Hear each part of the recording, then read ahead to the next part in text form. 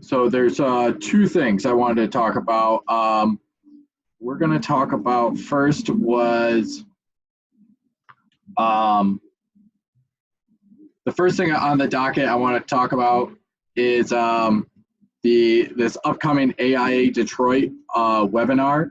Um, I think right now it's a very fascinating topic that everyone's experiencing right now, but also we're going to be they've invited me to come in and start talking about 3D printing and how we do how Newman Smith is 3D printing these face shields for local hospitals. So we're going to be talking a lot of great things about 3D printing and the settings and just a lot of this rapid prototyping and learning as we go. And also it's dealing with very relevant threats right now. So and especially with this class, we're dealing with 3D printing. We're going to be covering a lot of helpful things that I think everyone would benefit from.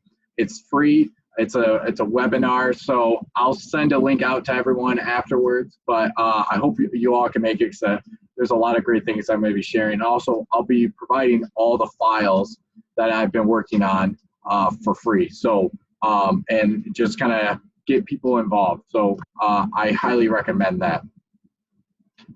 The second thing is our class. So Eric and Jason, for this class, we started off with one of 5 sites, and I had the students pick one of the sites, and the site had specific zoning restraints, and the concept was you had to script the problem. You had to script all the zoning restraints of what this specific site had. And then you had to provide me with these images of how you went about it and your Grasshopper script. So these were the series of assignments that they had to do that are going to lead up to the design review that we're going to be presenting. So the very first assignment was understand what we can do on this site. And then it was start to formulate a mass on the site. And I also gave certain design parameters that the object had to do. Like the object had to twist and it had to taper. And I gave the students the freedom to change those variables, but they had to script this and follow the zoning restraints. They also had to produce floor plans. Each one of these had I had told them to generate 5 options, and so they had to generate 5 different floor plans, which equaled out to be roughly 200 different floor plans. So leveraging computation and automating floor plans and start gaining some real numbers of rentable square footage. Starting to perform a feasibility study for our pretend client and seeing if this project's feasible using scripting. I also then encourage them to 3D print one of their 5 options, and it was important to make sure that they 3D print the context and also to understand how 3D printing works and the tolerances that we're working with. So the tower had to fit within the site. If your build plate was limited to the height, I apologize, that's my 3D printer working in the background. And just how you can start to put together models and understand how 3D printing works.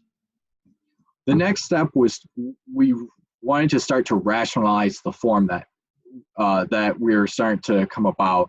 So through these exercises, we utilized Galapagos to start to rationalize the twist of the tower. And the twist of the tower was all based on views. So I had the students complete a script that would optimize the tower through Galapagos to a key point. And so the tower would twist, and it would twist to optimize the best view. And in this scenario, we had the client had a key view that they wanted to capitalize on. Again, using computation and leveraging it to generate thousands of different iterations for us to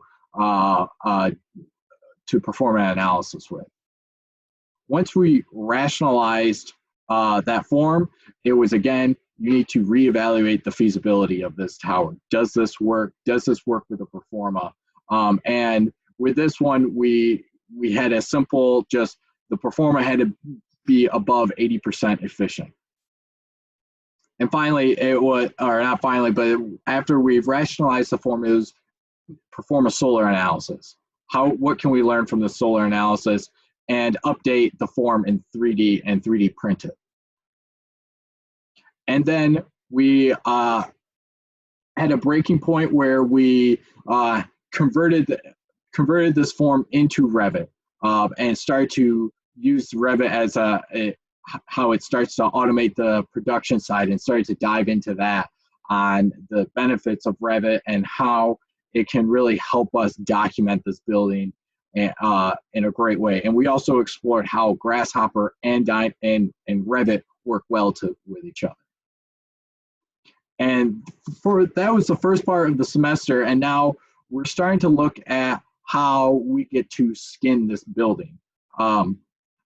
So there's certain things that we're looking for when we're starting to skin this building, is that we're looking for a design narrative of just a concept of how we can start to design the skin. And even though we're using a lot of these, we're using computation, at the end of the day, computation is just a design tool. We still have to perform these traditional design tasks, but we can leverage data to not even, so we don't have to explore one or two schemes, but we can explore thousands of them. And how can we use thousands of those schemes to help reinforce our design concept to be stronger? So I've also asked them to start to look at 3D printing, or since we had, since with all the coronavirus and closings of stores and just very limited transportation, I gave students the option to either start to 3D print a design module, and that design module has to go with their narrative, or leverage computation to generate over 50 different design modules. But from there, have that justify part of their design narrative. We also, this design module is supposed to be a parametric wall that is going to clad this tower. At DEF, I think a lot of this talks that we're going to be discussing how key variables of how these panels could be responding to certain elements, if it's whether with context or environmental or social needs for this. So it's more of a general discussion of just the behavior of this design module and how it relates to our design narrative. And afterwards, we're going to take this discussion and apply it to our next following classes, and then start to develop a parametric wall or cladding system, and actually dive deeper into the detailing of how this works, and then again utilizing 3D printing to dive deeper into the actual details and the tectonics of it. But with that said, I think we're going to just start off. Let me stop sharing, and let's start with Aaron. So the way, since we have so many people, I think we're just going to start off. Aaron, if you could just do a 3-minute just rundown of your presentation, and then yeah, we'll have about 7 minutes to do that. We'll try the best we can to get into 7 minutes, but I think let's just see what you have, and yeah, and go from there. Okay. Can you see that? Yeah. Okay. So this is just basically a little mock-up of the design that I have. The location that I chose when we did the solar analysis was where I live here in Tyler, Texas, which is about an hour and a half east of Dallas. So I had in mind just kind of the sun. It gets really hot down here. We have sometimes over a month straight of 100-degree weather. So basically designing these facade panels to have shade for the windows in mind.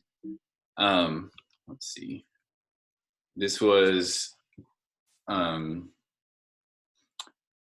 how I made it initially, and then the parts that move would be in this direction towards these corners, and also up, which I guess it wouldn't be up once it's on the building. But so I did the 50 iterations of it, and I could just kind of scroll through them so you can see kind of how it works.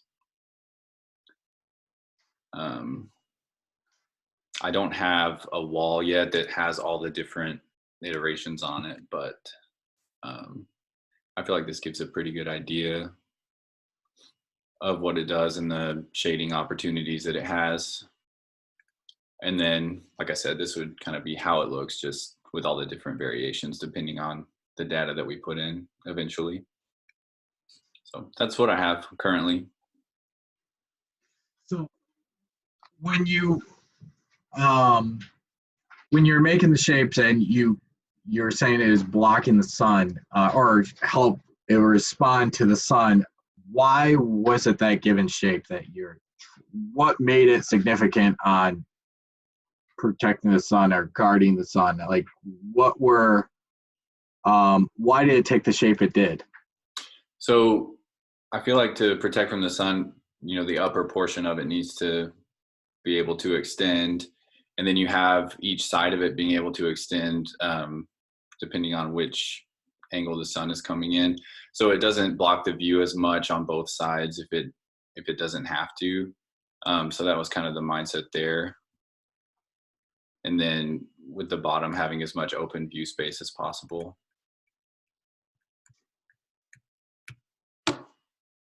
I think, one thing I think would be beneficial just to help for it to see how it's responding to the sun is almost like a small, like a diagram of different scenarios of how it's responding. Because the one interesting thing that you have about it is that those 2 points that point out, that sticks out because it can capture the summer sun. But the great thing is you also have the sides, which are great for blocking the east and west. But it's like through those diagrams, so it would help us get a little more clear. It's almost like the validation of it. It's like you can say it does this, but prove it. Give it. Show me through diagrams that. We're still in the conceptual level. The next level, I expect to see the analysis of like this, it does work, but I still like the diagrams would be very helpful to start to understand like its behavior. Yes, it can do this, and but give me more why it can do it and the validation of why it's doing good things. Yeah, Eric, you want to jump in? Yeah, quick question, Aaron. Items we need to ask you, and we should, the narrative that you and the tower itself, and how this exercise has worked back and forth. How would you describe your narrative, and can you show us what the tower looks like, just to sort of understand the context for what we're looking at? So the tower is basically what he showed you at the beginning. It would be like the twisting. Oh. Now, are all your towers the same, or? Not really. No, not all of them are the same. Do you have yours, Aaron? Do you have anything that you can show us? Let's see if I can pull it up. By the way, I want to invoke geography. Missouri is right north of where you're at, Aaron, and it's the show me state. Okay.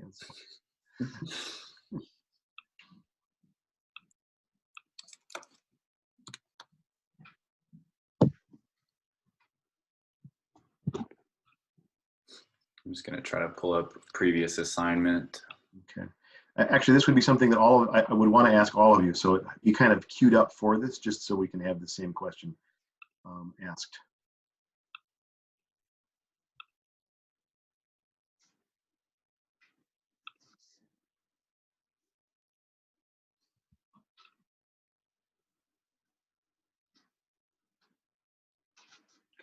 So every student has a slightly different tower, right? Yeah, some taper more, some have twists more. Okay. All right, that's this was good. Yeah. 3D. This was a 3D print of the one that I had. Okay. How mine turned out. And so there's an important question I'm going to ask about this. The reason I wanted to see it is the way you conceive the module itself and the edges of the module with respect to the skin. and the behaviors of the module with respect to those edges. Okay, that. Now, what's your narrative, or how would you describe the narrative with respect to this, that the module kind of in some way relates to? So basically, my thought process was, since each face of the tower, there's not just an eastern face, there's not just a western face. By making these corners able to move and able to change based on what the sun exposure is going to be in that area, like, it was an easy way to address the twist of the tower, since it changed so much, and then there would be a pretty good gradient of all the different variations, since they weren't just static faces. So my two questions then would be, is with parallel faces that run up like this, you're still going to run into the same size. The modules themselves don't change, right? They're all the same size within the continuous twist up and down. Is that true? Yes.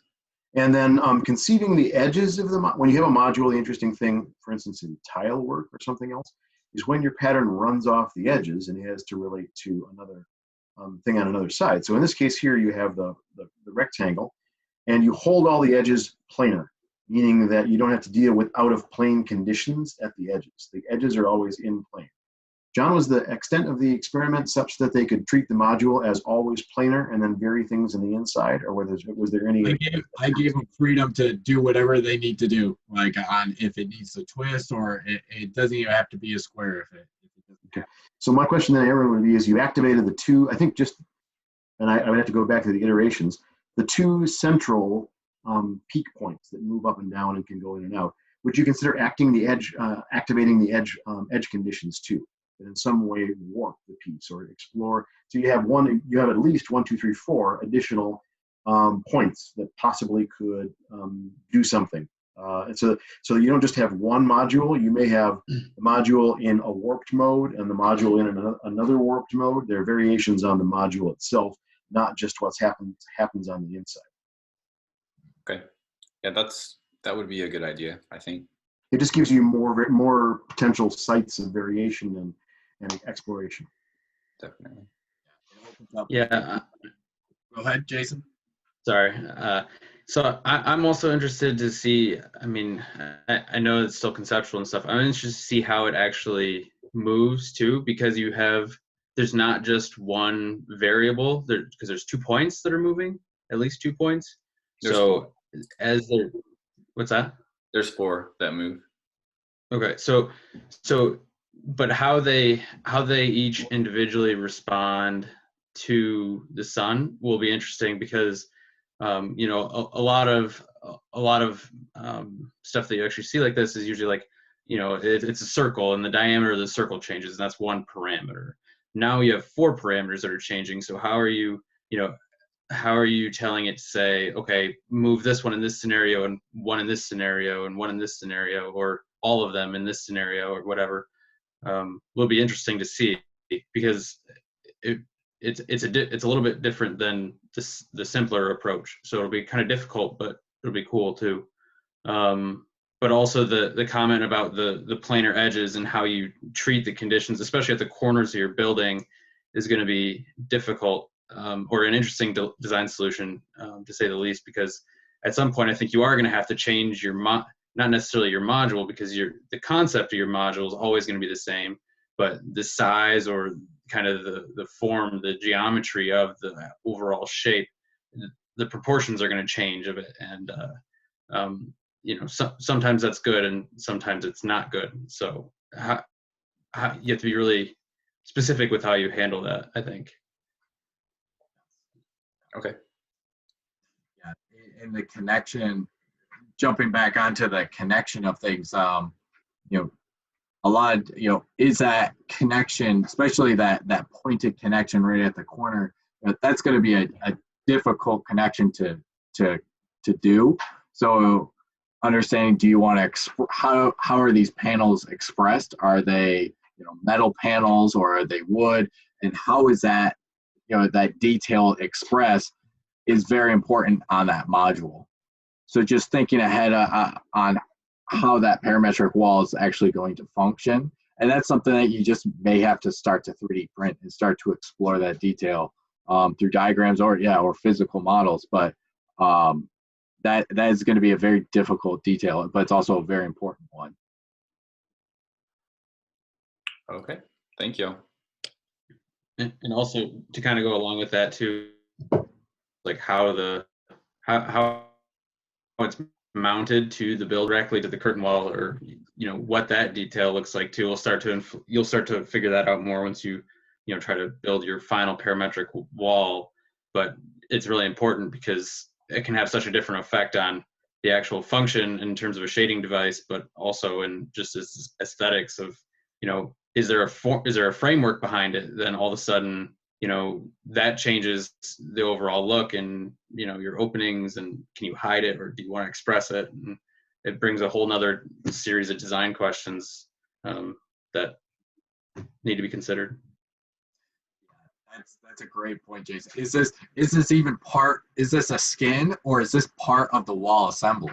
Is this the actual curtain wall that comes up around it? Again, things to think about how this thing is actually functioning, and also even the pattern of it is right now it's very it's repetitious, but do you mirror it every other one, or how's that behavior works? One thing is just the range that these modules produce, like what's the maximum, does it stick out, what's the minimum, what's the range, the dynamic range of this, is something that's important to explain, and to prove that the maximum is the correct maximum, that it's going to block the summer sun and allow winter sun, and the minimum, why is that the correct one, and why is the maximum the correct one? All those are stuff that you need to start to look at on why the performative nature of this. Okay. Yeah, I think this week has mostly been like figuring out how to do, we followed a lot of the scripts that you gave us initially. And so just trying to figure out how all this works and playing with it. So these thoughts are really helpful, as it transitions into getting more detailed and having more intentionality to what's going on. So I appreciate the comments. And I would consider actually looking for, so you've identified obviously sun shading in response to the sun. Another interesting factor that came up in a Smith Group video of one of their work in one of their buildings in China was just daylighting. In other words, sun itself or solar load on the building may not dictate all of the portions of the building. You have some that are functioning just in with respect to daylight itself. And so you could think of that, and then how you'll identify view. I guess what I'm saying is if you have 3 variable sets at least, then you'll be talking about trade-offs and how you deal with the mixture of those 3 3 inputs.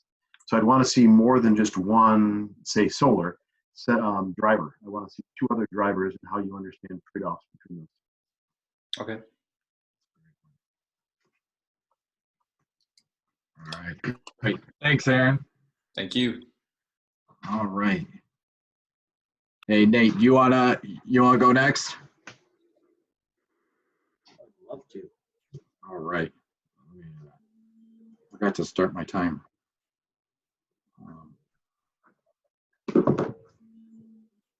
Okay. So I started looking at a facade that would help to generate some energy from capturing the wind on a tower this large. I thought we're going to have a lot of wind exposure. So I started thinking about if this twist was more a response to wind patterns, how we could use a panel to collect wind in towards a vertical turbine. I found one that was an example of kind of what I was thinking about. So they're in use in production already. So kind of excited about that. Kind of leaned right towards a triangle type module to allow for opening and flexing.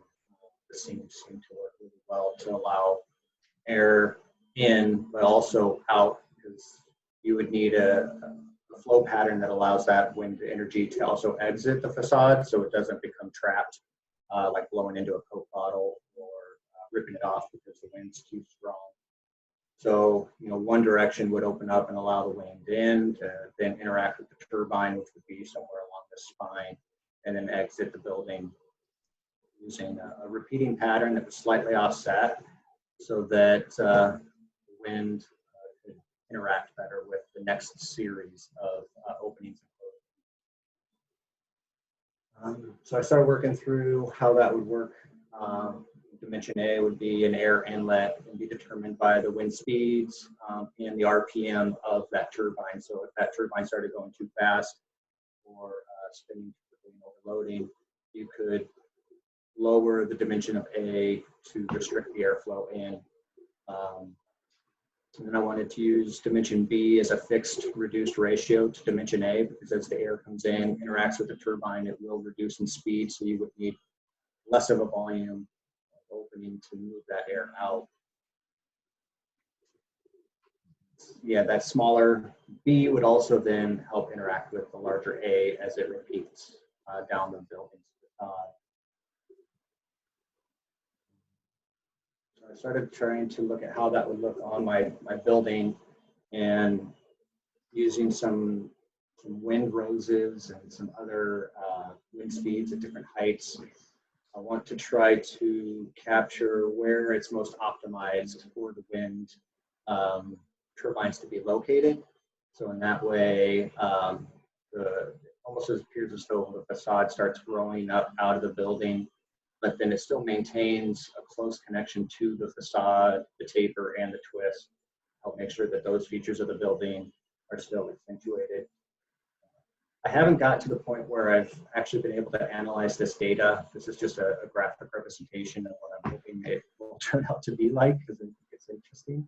And I'm just I got to the wind roses today, so now I'm trying to figure out how to work those panels for both the A and B panels to alternate. That's one of my challenges right now. And then getting the data to interact with where the paneling placement would go. Those are my biggest challenges that I'm at right now. No, I think this is a good, really strong start. It's interesting. Do you imagine those things being solid? Somewhat. I'm picturing that they'd be translucent so that no views were obstructed. You would also get a secondary benefit of being able to observe the turbine action. So, you know, from street level looking up, you'd see a lot of mechanical interaction with the building, but then on the interior looking out, you have a reminder that your building is actually working for you to generate energy, and so there's this continual identity with the building and the wind that it's interacting with. That's cool. That's really interesting. When you're explaining the variables A and B, I was thinking it's almost like you need a variable C too, because you can start to then see how it changes with the views. Maybe there's a perforation. You know, there's something that helps. There's another variable to that. But I like that you're starting to look at how the placement of it, but you've also talked about the behavior, how it's going to start to work. That's good. Let me suggest that you might want to consider, Nathan, your C variable could be the throat in a venturi. And so if you're coming down to some sort of turbine, actually what you want, of course, you want it to compress going in and release going out. So there's a logical one there. But several other options immediately came to mind. I mean, this is actually how a wing works with laminar flow of air across a wing, where you have a series of slits that allow the air to dive inside the wing and then vent out. It reduces drag at certain points. And so I think the interesting thing here is that you're setting up a building to create an enormous amount of drag to the effect that you're generating energy from it. But a wing is obviously consciously variable with what you want the wing to do. And so I think the interesting thing is going to be is when, you know, where are you imagining this as? Is this coastal or is this mid-continent, or where are you at? I kind of left it here, Millionaires Row, because I think you got to have a little bit of money to have a building like this. So this is New York City. New York City. Okay, so Sandy could attack it again, right? Okay, but at any rate, there's that. But also, I thought of other things too. Not that I want to not think about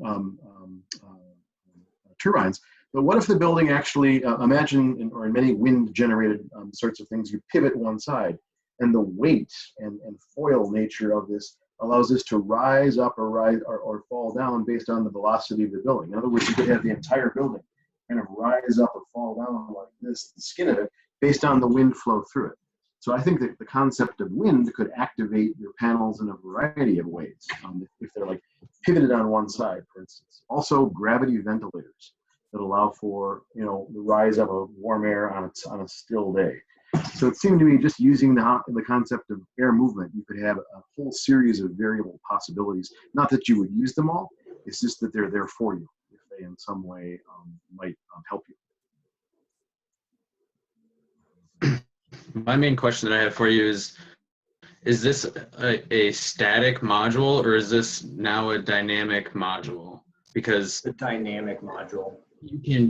it's dynamic. Okay. I was gonna say, because you can rationalize it either way, whereas you say the prevailing winds come from this direction, and therefore these panels need to be this far open, and they're always going to generate this amount of wind. But you can also rationalize it as this is now a dynamic module, where based on which direction the wind is coming from at that time, it is either more open or less open to capture the optimal amount of wind, which is awesome and pretty cool stuff.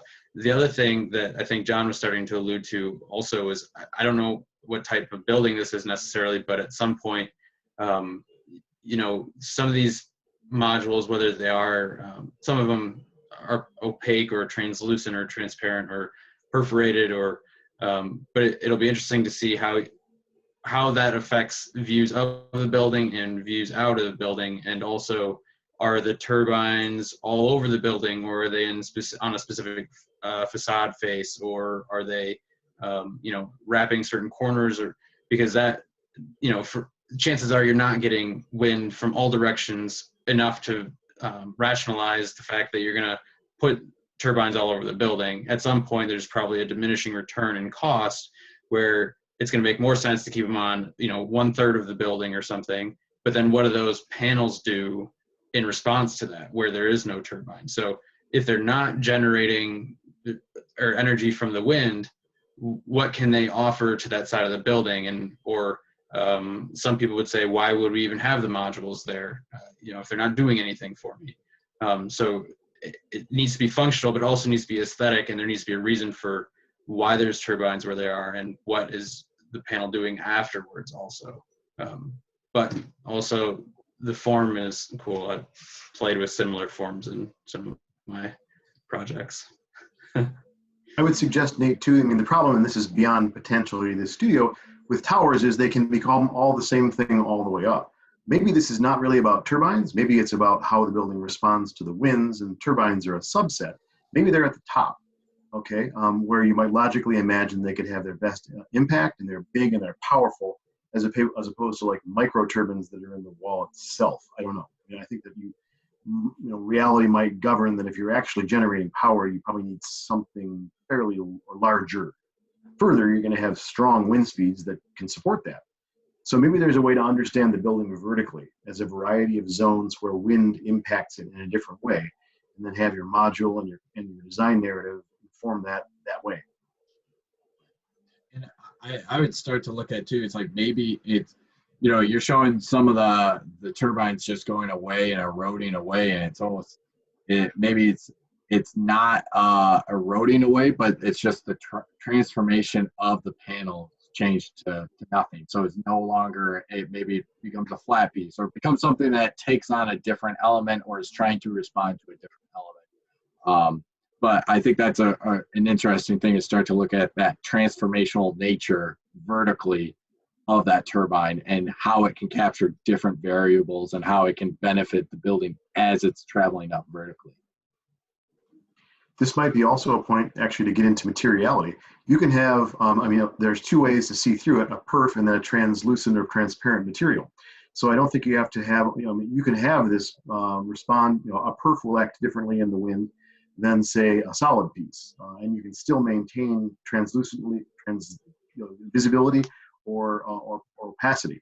So I think that you could also vary the material characteristics to help you out differentiating these panels. Also, with centralizing the turbine idea, I mean, right now you have them all kind of visualized at the exterior of the building, and the building is a solid mass, but at some point, does it make more sense to open up the center of the building or something and punch a hole through it, and that's where all your turbines are? And, you know, there's so many different ways to think about how and where you place these things. That could become a really interesting topic in your concept as well. Yeah, and by punching holes in the building, we do have a limit to do that, but we can be creative about it. I think throughout the semester I was saying this thing has to have like an 80% efficiency. Right now, most of it's just office. It's just a very simple building type, but you could always erode certain things away, because right now we know that your design is above efficiency, above what the client wanted on efficiency. So you could always start to play with that erosion and start to understand where we could add more elements to that, or wind turbines to help that out.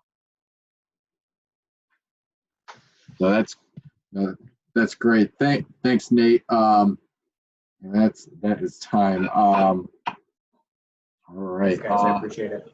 Yeah, no problem. Thank you. Hey, Megan, you wanna go next? Sure. I'll share my screen. Let's see here.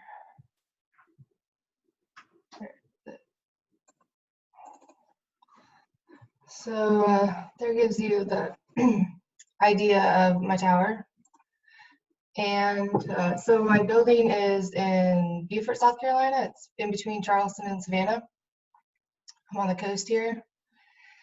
And in this spot, nature can be periodically pretty harsh with hurricanes and with that high winds, high heat, not during the hurricanes, but lots of flooding and rain with hurricanes, high heat, humidity, moisture, termites, mold, et cetera, et cetera. So I looked at nature to battle nature, and palm trees popped in my mind. Did a good bit of research on the palm trees, and pretty neat looking inspiration. Lots of attributes about them, is how they utilize energy within their bark, or not actually bark, but they're not actually trees at all, but they're just palm fronds built on top of each other, kind of coming from the inside out. So I took all that, processed it, and there's some other reasons there, but I came up with this basic design that popped in my head. Some of the panel examples, and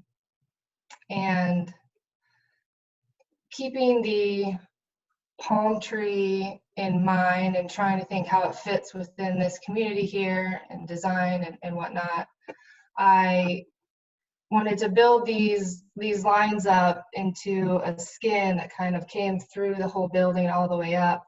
And within the top layer here have custom solar panels of some sort, and then have geothermal running through the interior, kind of stealing some ideas from the palm tree and how it utilizes energy, and trying to keep the place cool in the summer when it gets quite hot and humid here.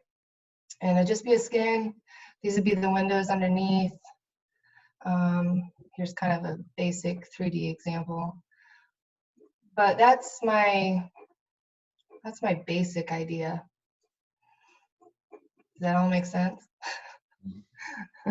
I think that's really interesting, having having that they're almost like tubes, right? That run all the mechanics. It reminds me of Pompidou. It's like a different version of that, but you're not expressing everything outside. It's like you're kind of cladding it. But Right. that's really it's a really interesting approach. But I wonder of like the variation and range of how those change vertically throughout the building. Is it this just network of crisscrosses, or does the density change with it? Is there another variable that can be recognized with this can it like, do we need does everyone need to have a geothermal in it, or is how different ways that it can be reacting? I think it's an interesting way to have things on the exterior and clad it and have it travel up vertically and have it express. But what's the range? How is this thing changing around the building? I really like the concept. The palm tree, I think, it's a great that you grab that and and are following that concept. It's almost like I'm really intrigued by it, but I want to know more. Like what else can the palm tree do with the bark? What other variables can we look at as the skin is responding to things? Okay. I think a lot of those same questions were going through my mind, and how I wanted to do it. I couldn't quite figure out how to do it in Grasshopper. It was almost as if like all of this that I had thought up was too specific, and I just needed to let Grasshopper kind of do its thing. And I'm kind of stuck, honestly, because I understand what you're saying, and I'm trying to like think through those things, but I can't quite get the programming to work how I want it to. Well, don't worry about the programming, because this is just a tool, right? Like if you could always start to describe things and you can sketch things out. You can do it in AutoCAD. You can do it in Rhino. You don't because I can't do it in Grasshopper, you can't do it at all. So again, it's just a tool. We can figure it out. We can talk, and start to understand it. But there's also other ways that it doesn't, this is a scripting class, but there are other ways that we can do this that are parametric. We could model this in Rhino, but reference things into Grasshopper to assist it being parametric. But I wouldn't let that hold you back. This is just a tool. These are still concepts that we're talking about. Okay. Yeah, Eric. But is it a challenge? So Megan, this is a great Grasshopper challenge. First off, I think a principle here that we haven't seen from up close in the other examples are continuity between panels, and that'll inform your Grasshopper script. Before, like in Aaron's initial condition, the solid edge was continuous around all four sides, and the panels didn't interact across the boundaries. Here you have panels interacting across the boundaries. You have like panel. It's really hard. Yeah.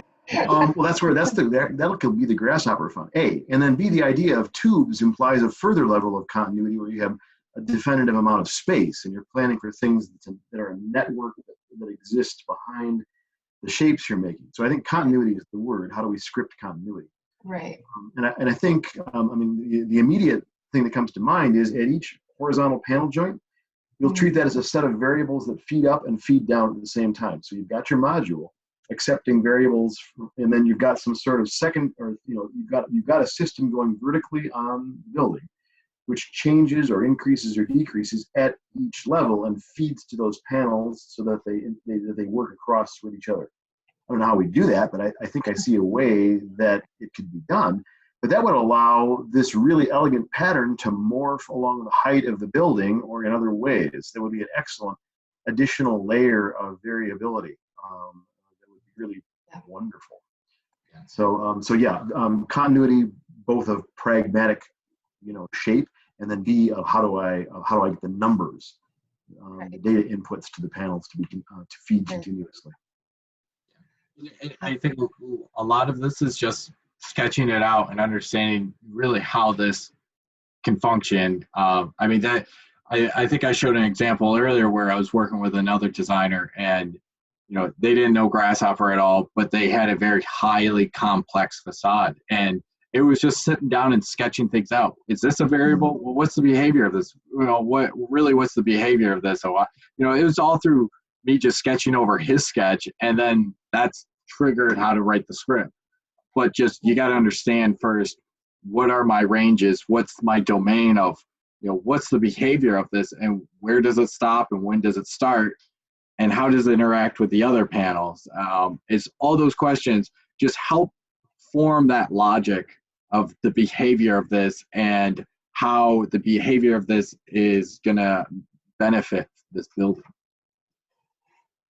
I think I gotcha. Yeah, and I think the fact that you're using something from nature and kind of starting to get into biophilic design is really interesting and really cool, first of all, and but also will answer a lot of your questions, right? Because as soon as you say that this is your concept, you're starting to do it already by saying, I'm taking these cues from how the palm tree actually works and how, you know, how it grows and feeds itself, and you know, how it responds to sun, and all these questions or all these answers that you're finding may not seem like answers in a way, but they are, and that might start to give you, you know, with more research and kind of just diving deeper into the palm tree itself, how does that actually work? You know, what is nature's solution for the parameters that the palm tree is giving you, and then how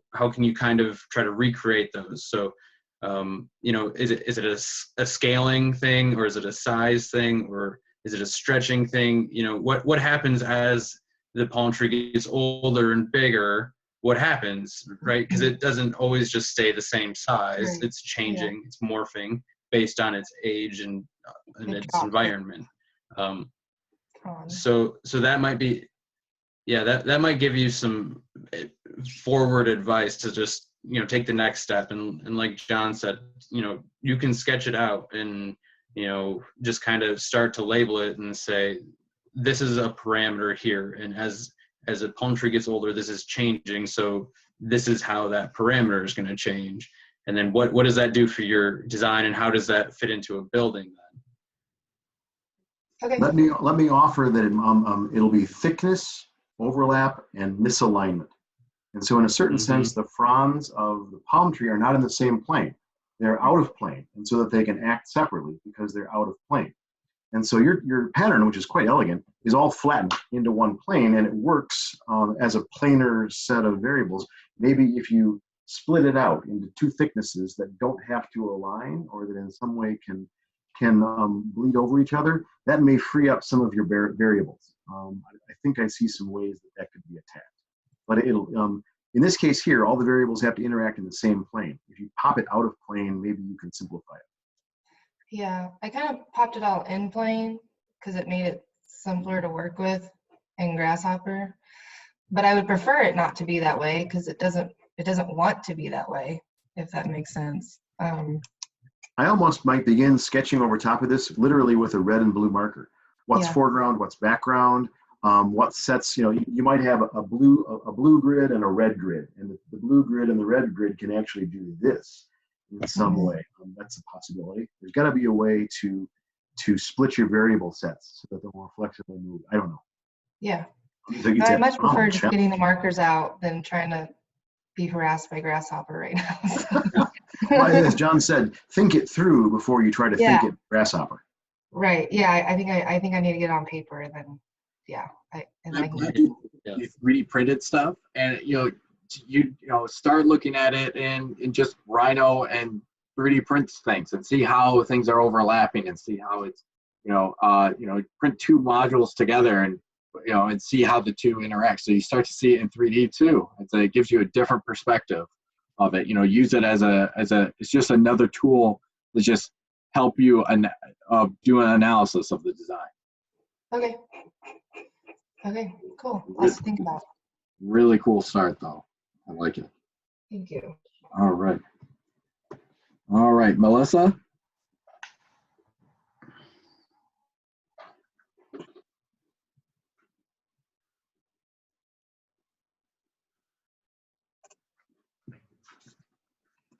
Can we see?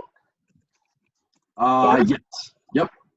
All right. So an area of architecture that I have an interest is how our built environment affects our health and longevity. And one part of this would be to find ways to build with a zero carbon footprint. And a lot of our major cities are already putting plans in place that are dealing with this and requiring buildings to be powered by renewables. And so with that said,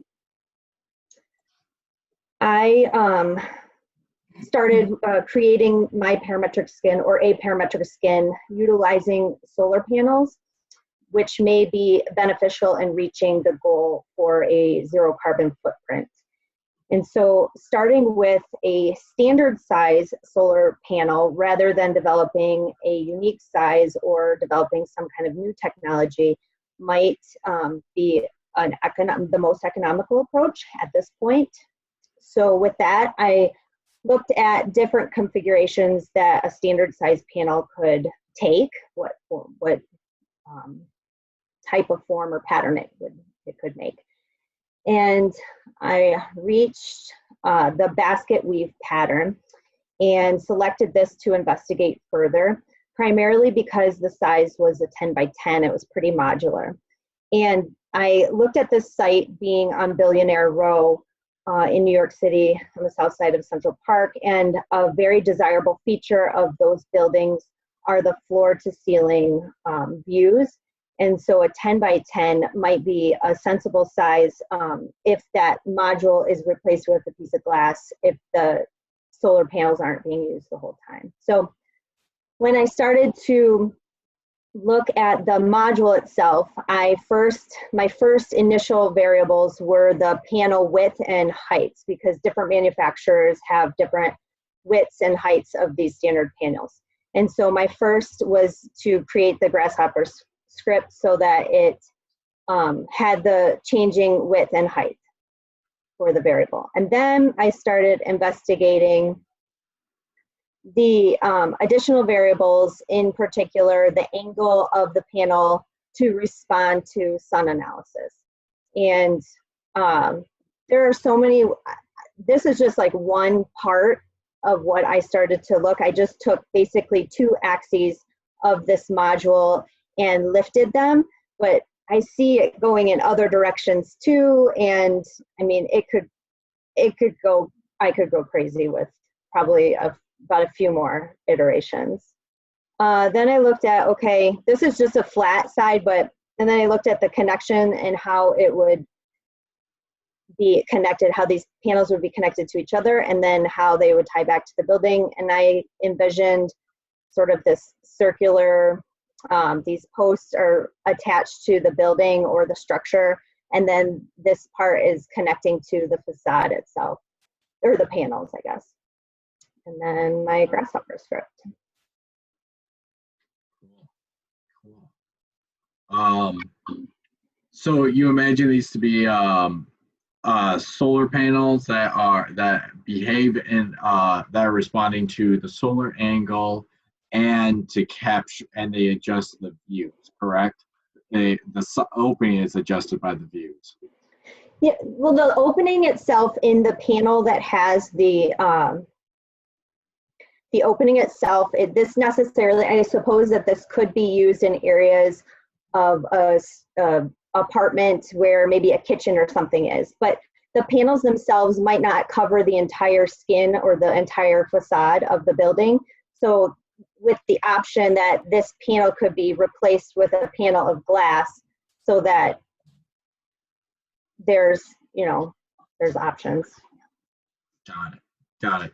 So when you say the are some of the, you're trying to make the building net zero using the facade of it, are there, because solar panels are probably not the most friendliest thing for our environment, even though they are benefit, are there other materials that you're starting to look at of like, how can this benefit the building more, or have a more of a closed life cycle, or has a smaller carbon footprint, like a material wise, that can help add to that?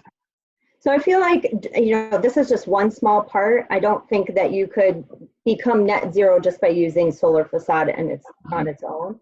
I mean, it's the same with when you have greenery on your facade, or, looking at the wind turbines was another, I was texting Nate that I was looking at that also.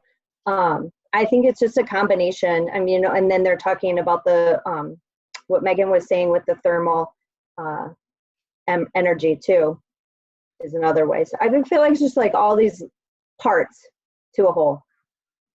What does your tower look like, Melissa, to help us maybe talk about some of the context this will be in? That's my tower. Okay. So I guess a question would be then, what informs the twist of your tower that might also talk about net zero? Is there anything in the prior assignments, the twist in the building was to capture a particular view? And so this being right on Billionaire Row was capturing views of Central Park. Okay.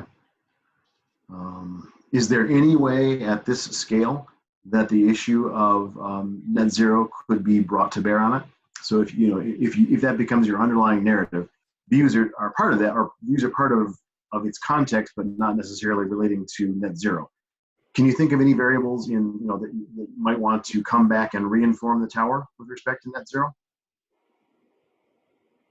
You don't have to answer that now. That's just a question.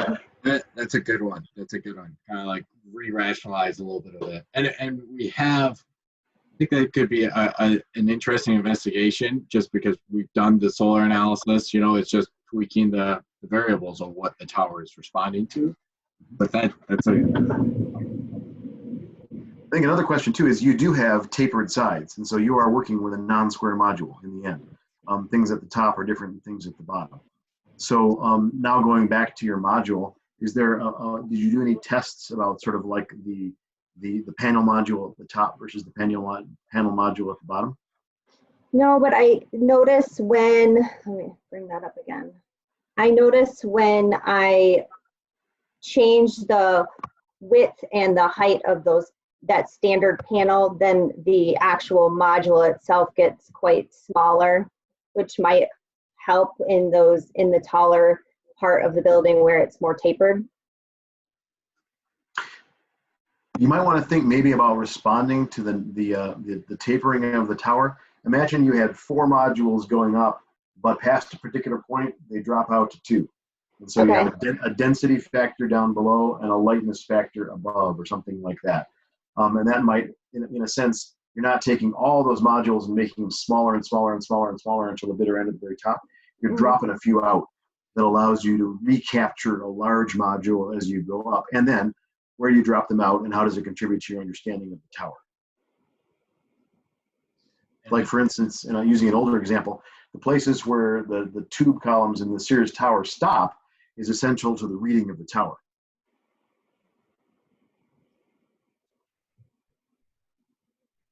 And another thing is, and this has come across on projects I've worked before, when you start dealing with these modules and understanding like efficiencies and especially dealing with carbon footprint, is as those module changes, having changing the module in a way that you can't like reuse some of your waste, is something that you should probably keep in mind. So so maybe the module doesn't have 600 different iterations. Maybe it changes into iterations where you have a 4-foot, 2 4-foots at the bottom, and then it changes where you have a 3-foot at the top, and now you have 2 1-foot ones on the side, or something that you're able to reuse the waste and just have less of that carbon footprint.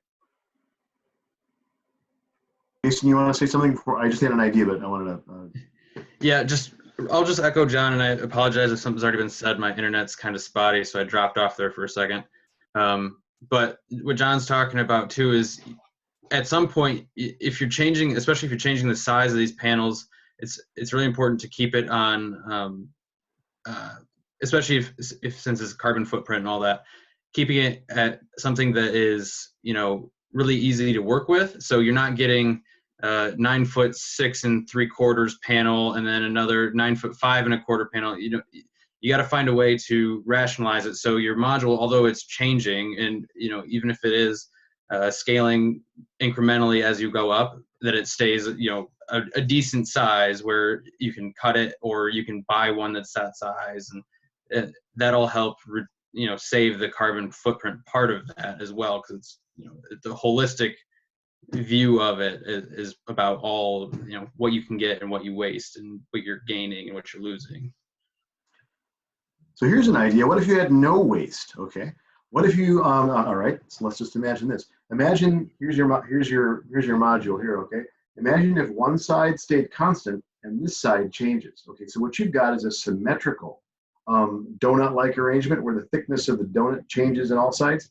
What if one side is the constant of a 4-foot panel, and as your module shrinks and grows, it's only the other side that moves like this, and the entire skin is not solar panels, but only a strip, for instance. And so that's kind of what I'm thinking. Are you saying sort of like, so in this picture right here, I've got basically the two red ones are the solar panels, and then these are just a different material. Those could be shrunk, I guess, so that the width of the module stays or changes. You can essentially have two constant panels and a space in between that varies. And so I have a strip of panels that always is constant, except I'm changing the center space, where I have just one, and this is all glazing over here, and the glazing changes. And so basically you could imagine a constant panel width. Let's just say at the bottom of the facade, say 6 feet wide, and the center of the facade 4 foot wide, and at the top of the facade 2 foot wide. And what's changing is the stuff next to it, not the panels themselves. So there's actually no change in the panel, just a change in the underlying geometry that eliminates waste. Maybe that's a concept. I like it. Yeah, that's really cool. It'd be really interesting to see. All right. Great. Thanks, Melissa. Thanks.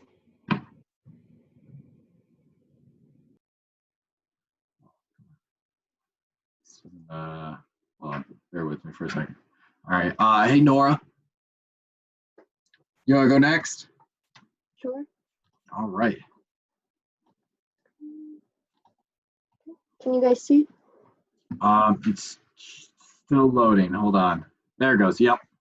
Okay. So I listed first my narrative behind my design process. So initially I wanted to incorporate shapes and hexagonal features within my skin. So some inspiration that I took was from some structures within New York. Over here you can see the hexagonal features, but then over here they're pointing forward. So I wanted to find a way to incorporate both of those, but also including openings between them to allow in sun exposure.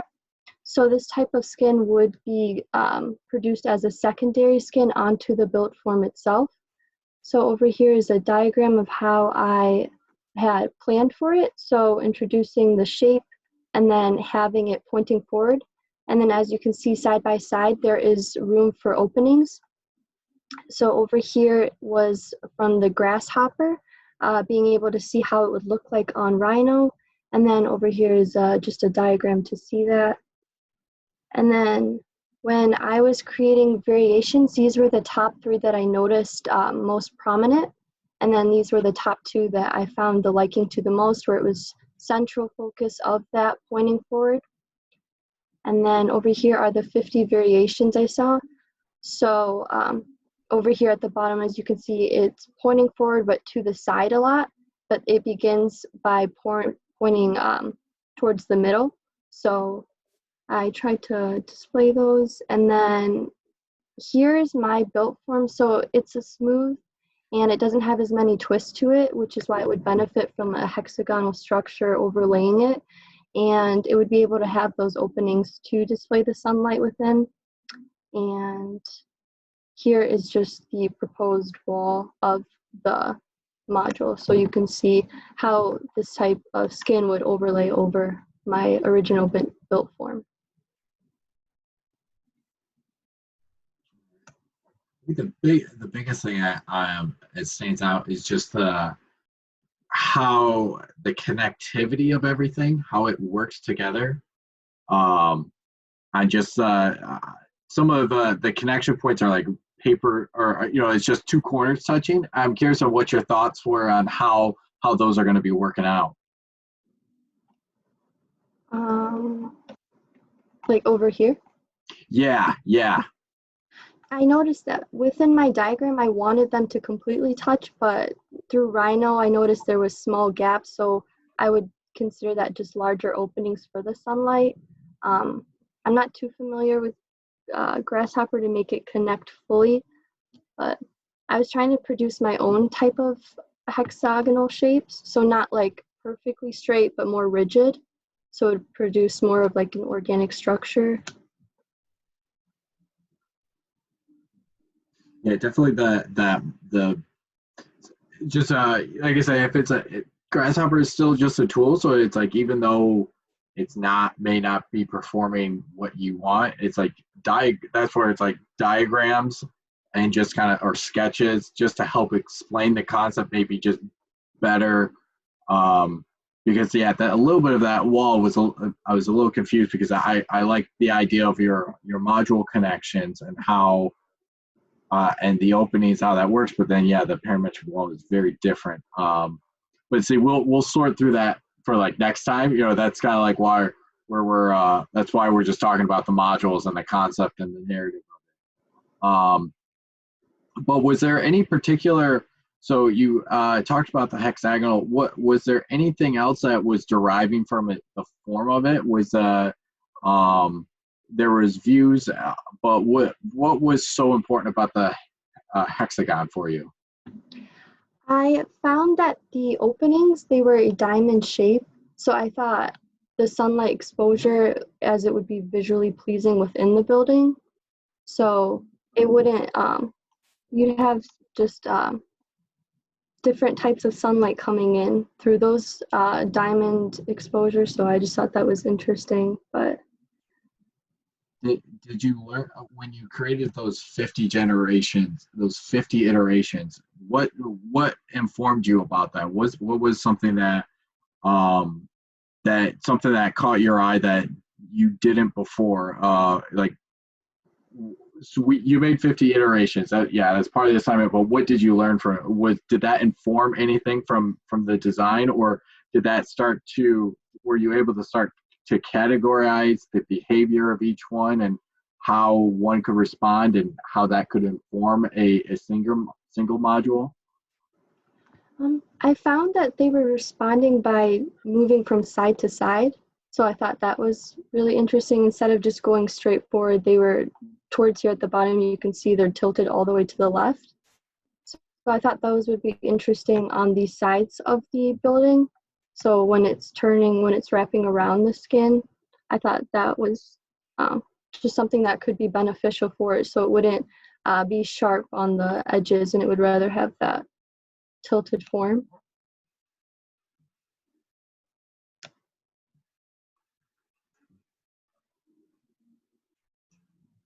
One additional thing to think of, just conceptually perhaps also too, you call this a secondary skin. And so that means there's a structure that it's on. Now, step back from that a second. Go back to your octagon view. And you're using octagons, right? Not hexagons? Yes? Yeah. Okay. So imagine a grid framework, okay? Like we've talked about, a square, essentially a square. And imagine the connections for the panels not at the corners or along the edges, but at the center point of each square. Okay, so this is actually the other extreme from what we had looked at earlier, Megan's version, where she had continuity across the panels. Imagine your panels only necessarily need to touch at the center points of the square faces, and so all the rest of the edges are loose and free. Then just imagine you've got some sort of secondary grid, which is light and airy, and so really, that holds it. But if the panels are only coexist on 4 points, what can you do? So instead of having edges, actually, by the way, I can draw on your screen, just like in class. Okay, hang on a second here. All right, so what if can you see that yet? I'm drawing in red on your screen, Yeah. right? Okay, Yep. good. So what if you just took that as your starting point, and then everything else was free from that point? You don't need edge conditions at all. You've just got point conditions to join things, and that gives you a whole lot more configurational latitude with respect to what else is going on in other places. That's a thought about how to make the form limit its basic or make it very simple, and then to allow you to give it more variation throughout the entire run of the different parameters.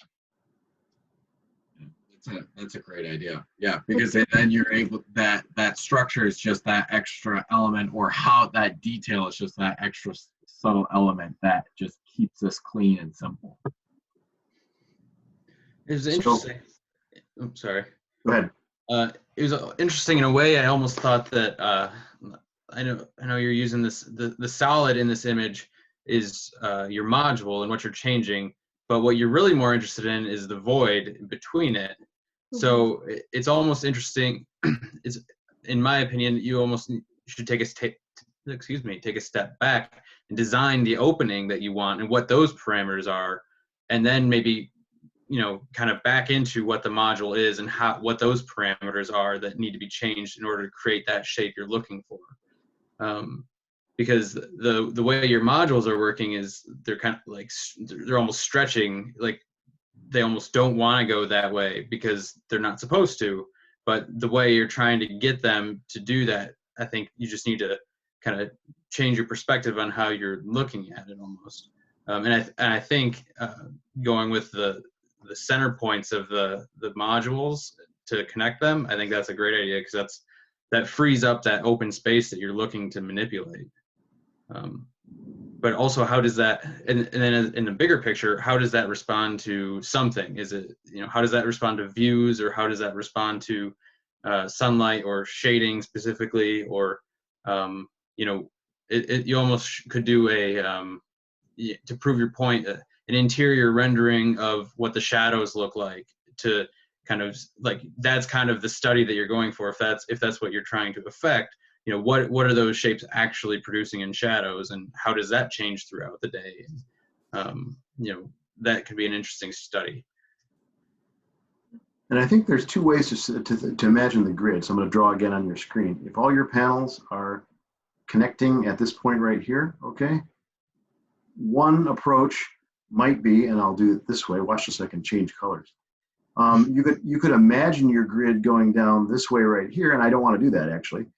That seems like almost the simplistic route, and it also obscures or puts something in the place where the grid overlaps. Or maybe your grid is actually down the center points like this, okay? In which case you're leaving the void just exactly like Jason was talking about. Now you have absolutely nothing in here, and you can treat this as a complete void and make it completely free of any encumbrance. So there might be a couple ways to imagine the support grid that still utilize the center point connections that might give you more flexibility where, you know, as Jason was saying, you're imagining that opening. That's it. That is very helpful. Thank you.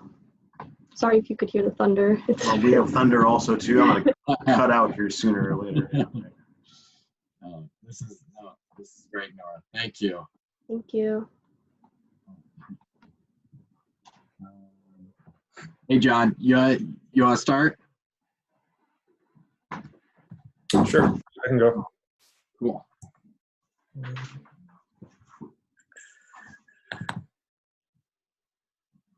Okay, can you see my screen?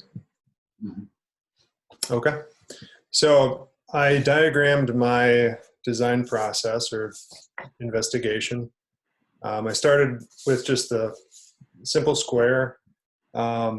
One of the reasons for that, I think the simpler the geometry, the hopefully the more cost effective the labor is to install it and produce it, as well as low maintenance in the future. So I started with the square, offset to the center, a center core, extruded that vertically, which you can see here in the axo. I tapered the edges to a trapezoid, and then came up with a basic module geometry that I would use. And then to add some dynamic element, I explored different ways to move that center core in both the X and Y directions, as well as the Z directions. And so I came up with this boundary that is limits the X and Y movement of that core. And so I always wanted to have an edge around the panel. I'm envisioning these as 8-foot panels. And so the farthest,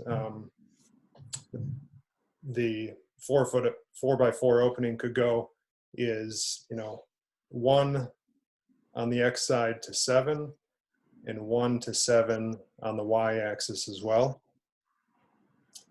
And then on the Z axis, I envisioned two different depths, one of 1 foot here, and then a second up to 2 feet thick. And so in this diagram, you can kind of see the perimeter of where the center core could move to. And then just a demonstration of how thick the panel could be. And so here I did some exploration of, again, of the X and Y axis. Here the center core is furthest to the left, center, and furthest to the right. The same with the Y-axis. Here it is the furthest, the lowest, medium, and highest point in the panel.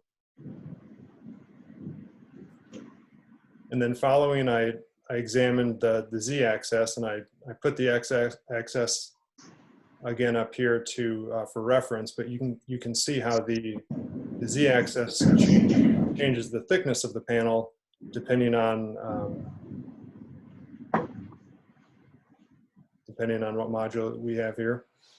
So in total, I have 3 different X-axis options, 3 different Y-axis options, and then I have 11 different thicknesses. They're only separated by a foot, but I did 1/10 of a foot increments there. And so that comes to a total of 99 different design options.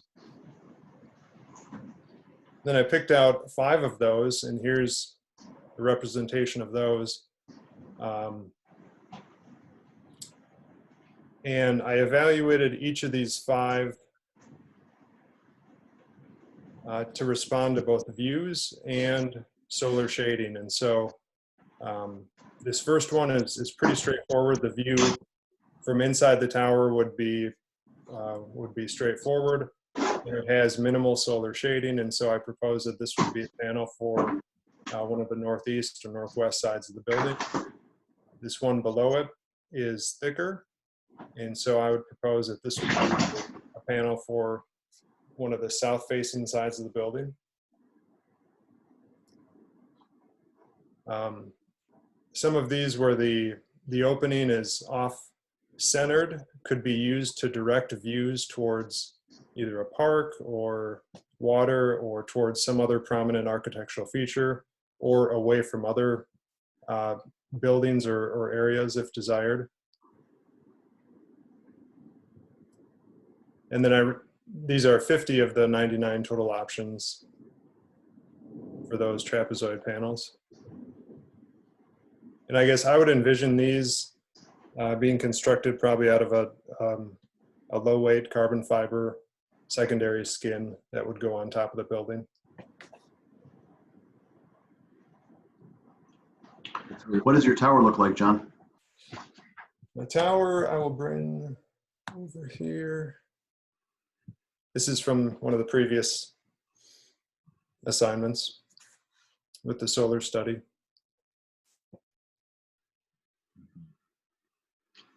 Well, I definitely like the in-depth just breakdown of the ranges at this. You're defining the ranges of the panel, which is great because you're starting to say, okay, this is how I feel like this is how it's going to be defined. But now later on, we can test those numbers and we can change them really quickly. And now that starts to change doesn't change the behavior, but changes the range of how it's going to react. And I think that's really important just to start to get some even though the numbers may change, but at least numbers out there that you can define the behavior of it instead of like this thing could, go 10 feet, or you have some realistic stuff that you can start to define. And I'm also glad that there's a lot of different variables that this could be reacting to, that it's the off center of the rectangle, or it's the size of the rectangle. There's a lot of things that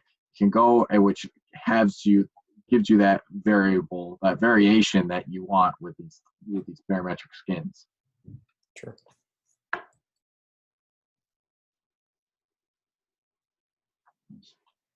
I think it's interesting that the approach that you took is,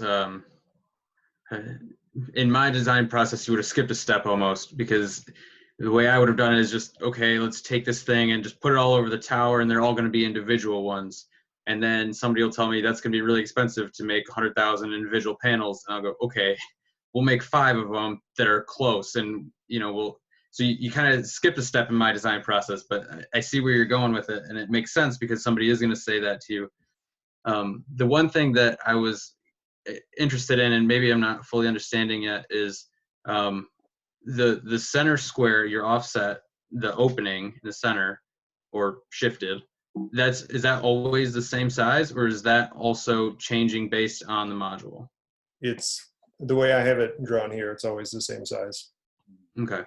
So the only thing that I'm wondering about is, depending on your what your variable is, what your input is, but is it sunlight or views, are in some instances, is that too big of an opening, or is it too small of an opening? Depending on what side of the building it is, or if you're trying to look out, or if you're trying to block sun. So that might be, and I know you're shifting it and extruding it, which will definitely help, but I'll be interested, and the only reason why I say that is partially because if you had another diagram saying, okay, when it's 2 feet max, I completely shade this piece of glass, so I don't need to worry about changing the size of the opening because I'm shaded all around. Or when it's this close, I have 180 degrees view, which obviously isn't really realistic, but my view is wide enough here that I can fully look out when it's only 1 foot thick. So just kind of proving the point that I'm effectively shading it, or effectively allowing as much view as possible, depending on which direction you're trying to go in, I guess. Okay.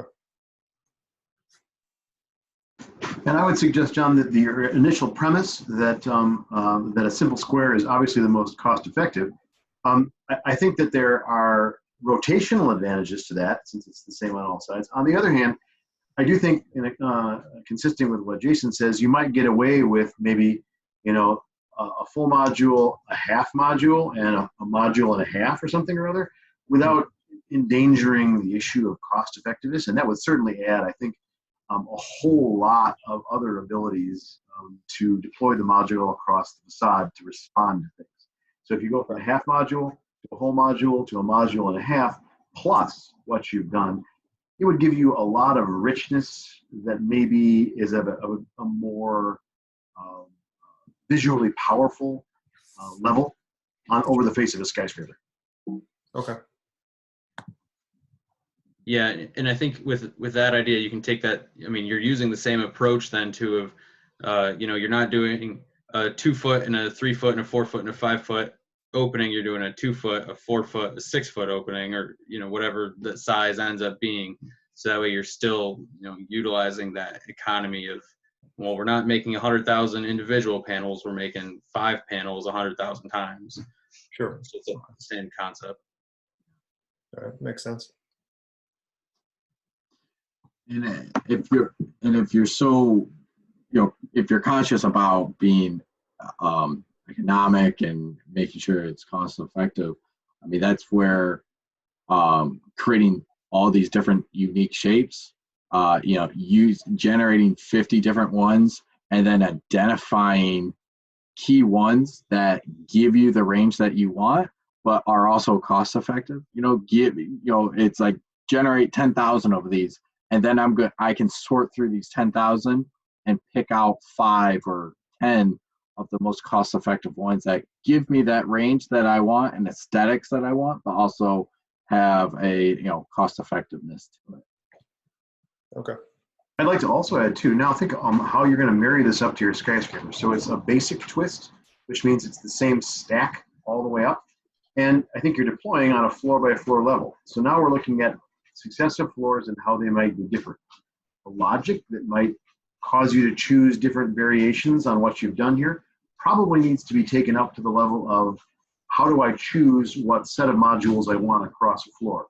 Do I go half, half, half, 1, 1, 1, 1.5, or do I mix it up, or whatever I do? In other words, I don't want the tower and the skin to operate according to separate logics. I want the logics to talk to each other or derive from each other or inform each other in some sort of way. So if you choose non-standard modules, a half, 1, and 1.5, what's my strategy? How do I deploy them across the face of the tower in some way that's sympathetic to them? Okay. By the way, we're getting really big hail here. It's quite interesting. Oh, I heard we're supposed to be getting a lot. Yeah, some pretty big hail. I'm just starting to hear thunder in the distance at my place. But all right, thanks, John. This was good. Hey Troy, do you wanna go?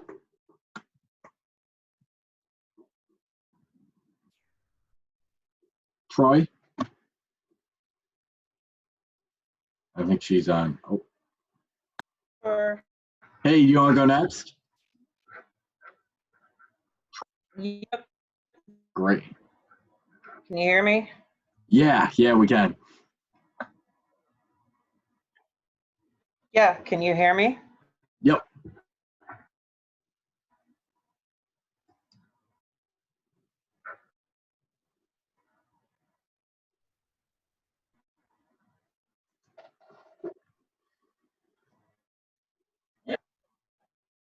Okay. I don't know if my internet's being weird or what. Okay. So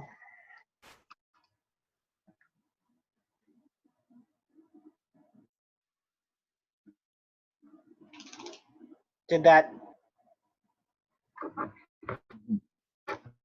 All right. So for my architecture of the tower, I went through different iterations to try and see if I could come up with some different options using different codes. So I went through and did the first tessellation based off of the in-class example.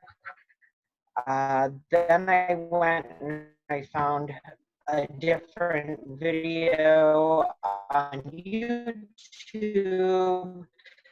and worked with doing parametric tests with cut openings because I really wanted to do a cut opening to the skin, but I didn't really like the geometry of it because it felt too structured, too rigid, and a little too expected.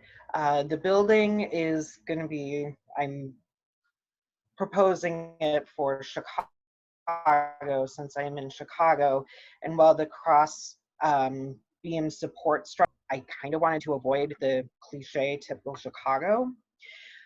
So I based my things that I know. I have a background in healthcare, and I also work in custom window treatments right now. Organization of how muscle fibers are put together, along with the idea that the punched openings through. I work with these. The openings vary in size based on where a curve is brought across. In this case, it's a diagonal curve that runs from top to bottom. The next panel is more of a curved curve from, or a curved line from Rhino. You can see it a little bit better in this angle than you can from straight on. Another iteration brought more of an S-curve through the panel to have those larger openings. So then when the second skin of the building out, but as the sunlight is hitting the building, it's being softened and filtered, and how screen shades or solar shades have is how the openings are, the punched openings are in the, provide a little bit more privacy or a little bit. This one has a much more kind of funky curve to it, just kind of playing around with what the script could do. And then the one that I actually really kind of am gravitating towards would be the halo kind of circular opening, which more closely represents the muscle fibers and how muscle fibers are bound together to make those bundles, which then help to create the muscle itself. As the bundles are put together, then you get the body of the muscle. So it's a way of signifying strength as well, just on a cellular level. I did try to do 3D prints. I got one small one, and then the other ones, I had a heck of a time trying to 3D print these. They did not work well.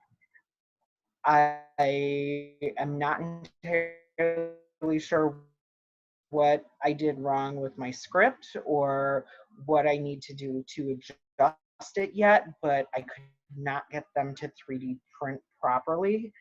But I wanted to at least present something. I'm glad you at least showed some of your progress on that 3D printing. But for the behavior of these, are you looking at these as 5 or however many of different Voronoi patterns, and they're responding to different variables, or like are they all the same halo effect, and the offset within the Voronoi changes from panel to panel, or is each panel uniquely different Voronoi pattern?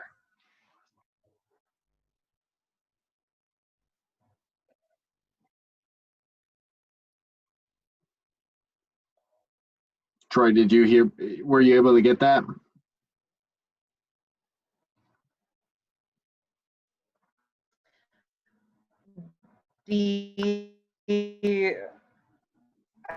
I wanted to do a further solar analysis with something like this to see. Yeah, it's pretty hard to hear you. I hear you. I don't know if my connection is very, very good. Can you hear me? You're breaking up pretty bad.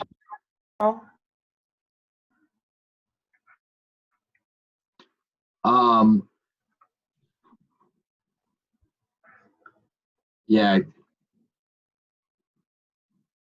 Could you like Eric said, could you throw use the chat.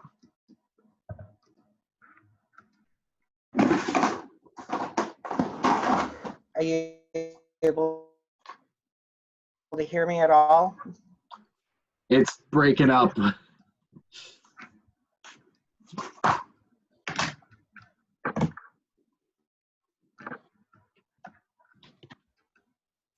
Okay.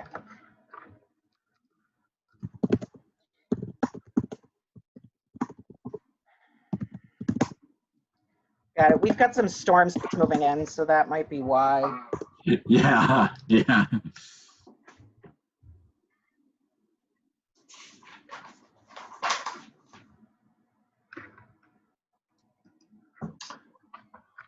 Could we offer comments too that are being recorded, John? I mean, so that Troy can come circle back and there you go.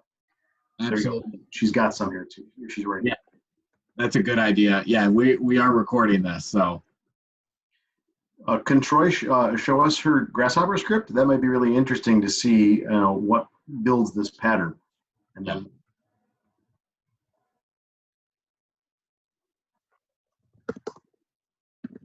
Because I'm interested in, I like her idea of the tendon, because the tendon it's so malleable. It takes on so many different forms and different behaviors, and I like that idea of it. It's almost like that muscle that flexes and relaxes, and I'm curious on just how the behavior of that that has it's one form, but it has very different variations of it. And that's where I'm curious. It's like, does the Voronoi pattern want the same like halo effect on all of them? And it's a different variation of the halo. It's like maybe the openings. And I think one thing do the openings actually start to dissolve a little bit? So it's just like these things just erode away, and then it starts to come back and be more dense. But I'm just curious on different, just the overall behavior, because or is it all of Voronoi, but there's a halo, there's an S, there's a U, stuff like that.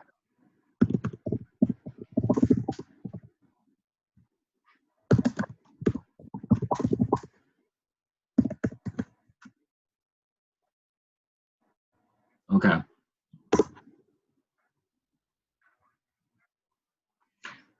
so the question I asked there on chat for Troy was, and similar to John's, where the question becomes the next level up beyond the individual panel.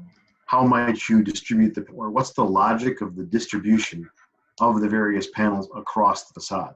And so there's a level of scripting that gets you the panel and its variations. But then there's the next question of the logic of distribution.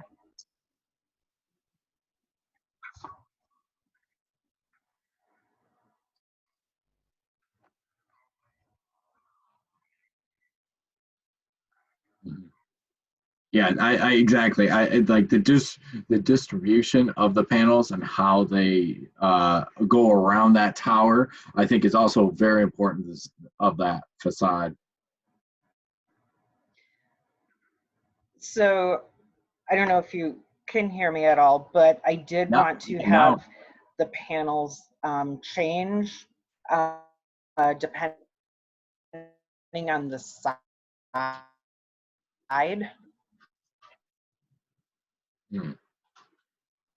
So are you thinking like Chicago, if it's downtown Chicago, right next to the lake, when the sun comes up in the morning, you get a lot of glare in the morning off of the lake in that reflected light. And it's the idea is that the panels would change to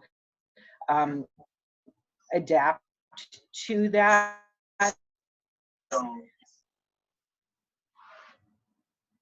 So like the north side would be more open, whereas the southern and western exposures would be a little bit more closed or have smaller openings to it, which still provide more in terms of solar heat protection and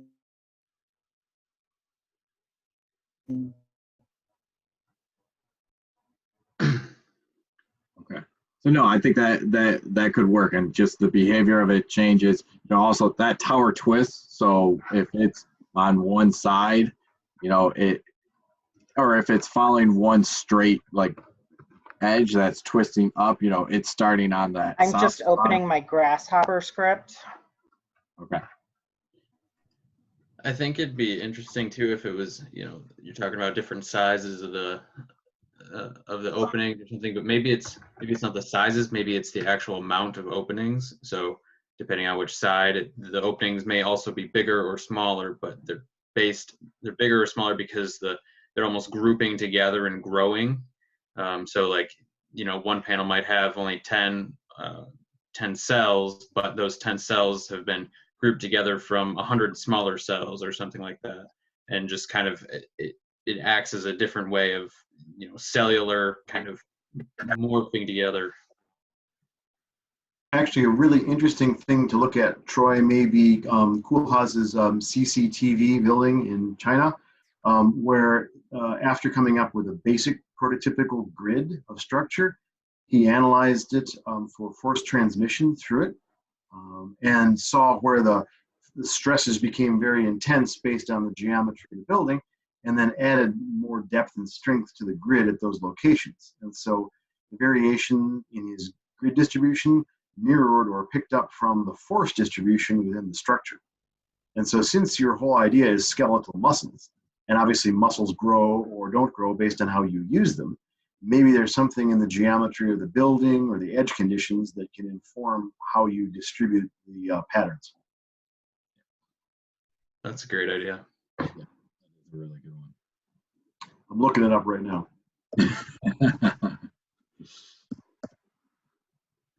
All right. Great. Troy, were you able to get that Grasshopper script up?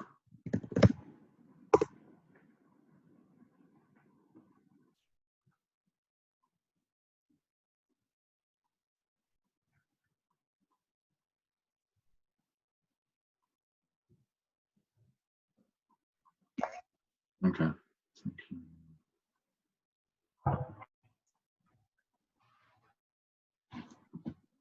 Yeah. I'm just I would just start to look at how the distribution of it, and also the behavior, and the idea of Jason suggesting of how these things could grow and be grouped together and formed would just add that extra level of narration, or extra level of variation.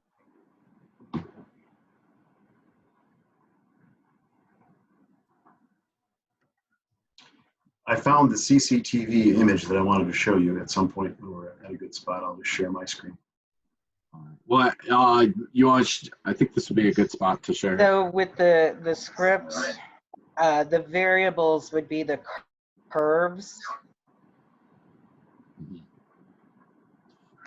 But it's it's the curves, but it's what Is it not up? No, it's up. We see it. But I think it's the curves, but what are the curves doing? That's the important thing, is how the behavior of the curves have to have a rationale which can then influence the behavior of the panel. So if it's a halo, does the halo mean sunlight that's responding to sunlight? Does the U represent the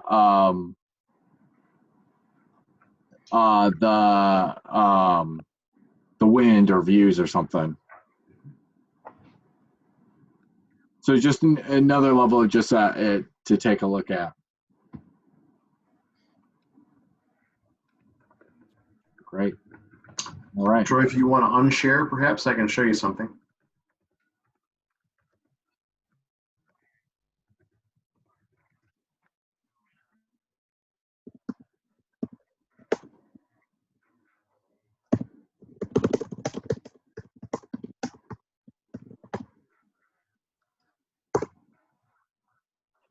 I just chatted in the chat box. If you could unshare, Troy, I can show you something that might help. Okay.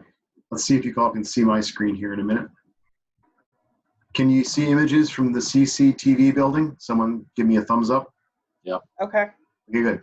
Troy, take a look here in this photo where my cursor is over to the right. See the kind of mapping of the force distribution down the facades, okay?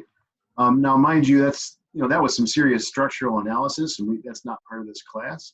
But I think the idea is that Koolhaas's pattern of mullions had to do with where the force distribution, gathered because of the strange layout of the structure. And so that could be a rationale, just like a muscle, that would inform how you might deploy the patterns across the facade.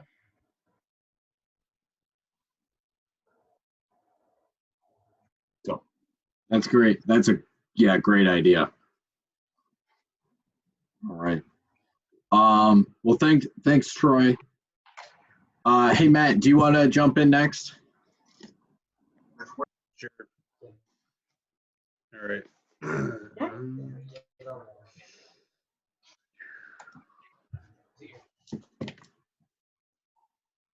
You see that?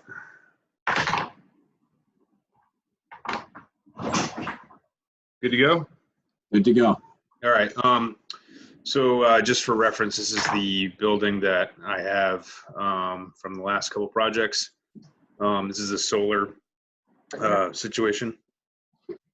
And there it is, 3D printed. And so my module, looking at this building, I kind of came up with my module based on purely aesthetic reasons.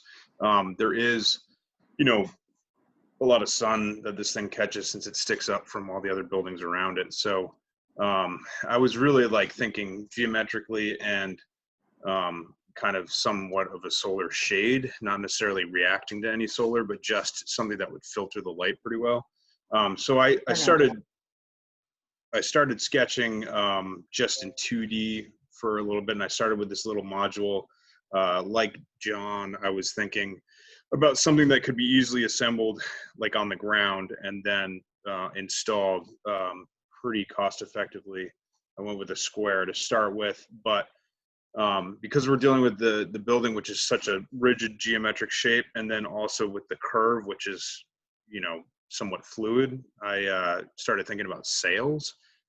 So that's kind of what based this design to start with. So I just started putting them together. This is all 2D stuff that I did prior to getting into Rhino and bringing it into 3D. So just put them together and did a couple different variations with pure just rotating it. And then I worked with that Rhino script that we kind of went through and developed from that 2D drawing, which is down here. I developed this somewhat sail module. And basically I was running points along the curves to generate different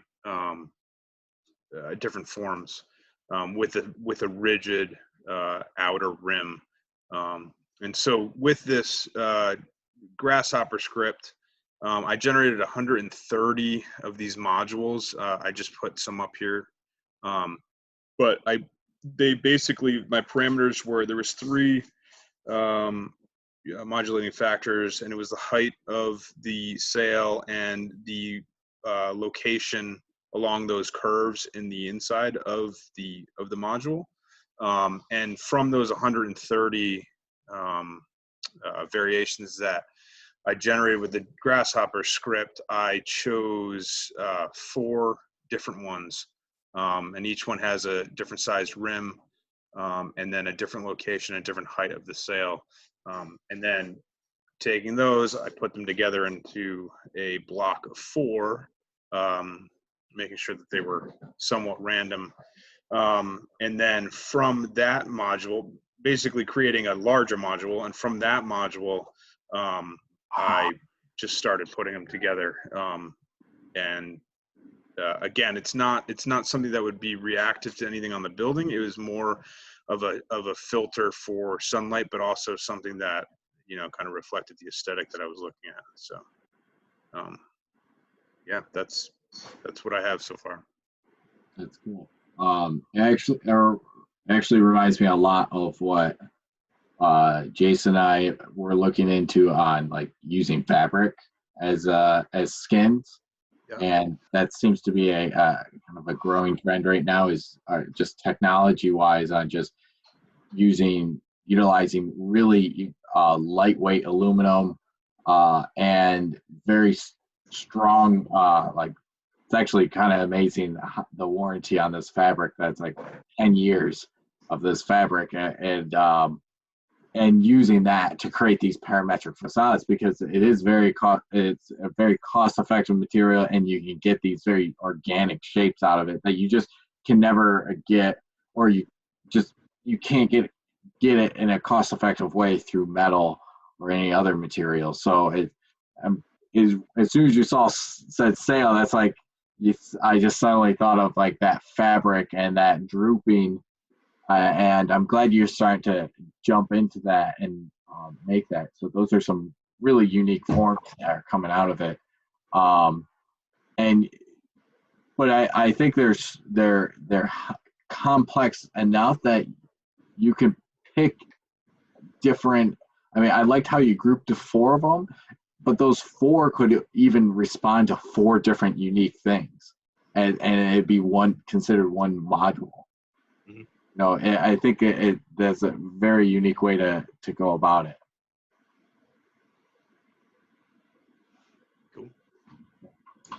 I think that also too your idea of essentially modules at different scales, a micro module, a typical module, and a macro module, or something or other like that, is an interesting way to build. And looking at the entire skin, you can sense order, but you don't necessarily see the micro module that you had put together earlier on, and it gives a whole different reading, kind of zoomed out from it. Likewise, the grid also seems to fall away and be less evident, given this kind of the tip up into 3D. Yeah. Yeah, that's what I was kind of going for, something like we were talking about, something that's easily assembled, but then when put together, you kind of lose that. It doesn't look so easy.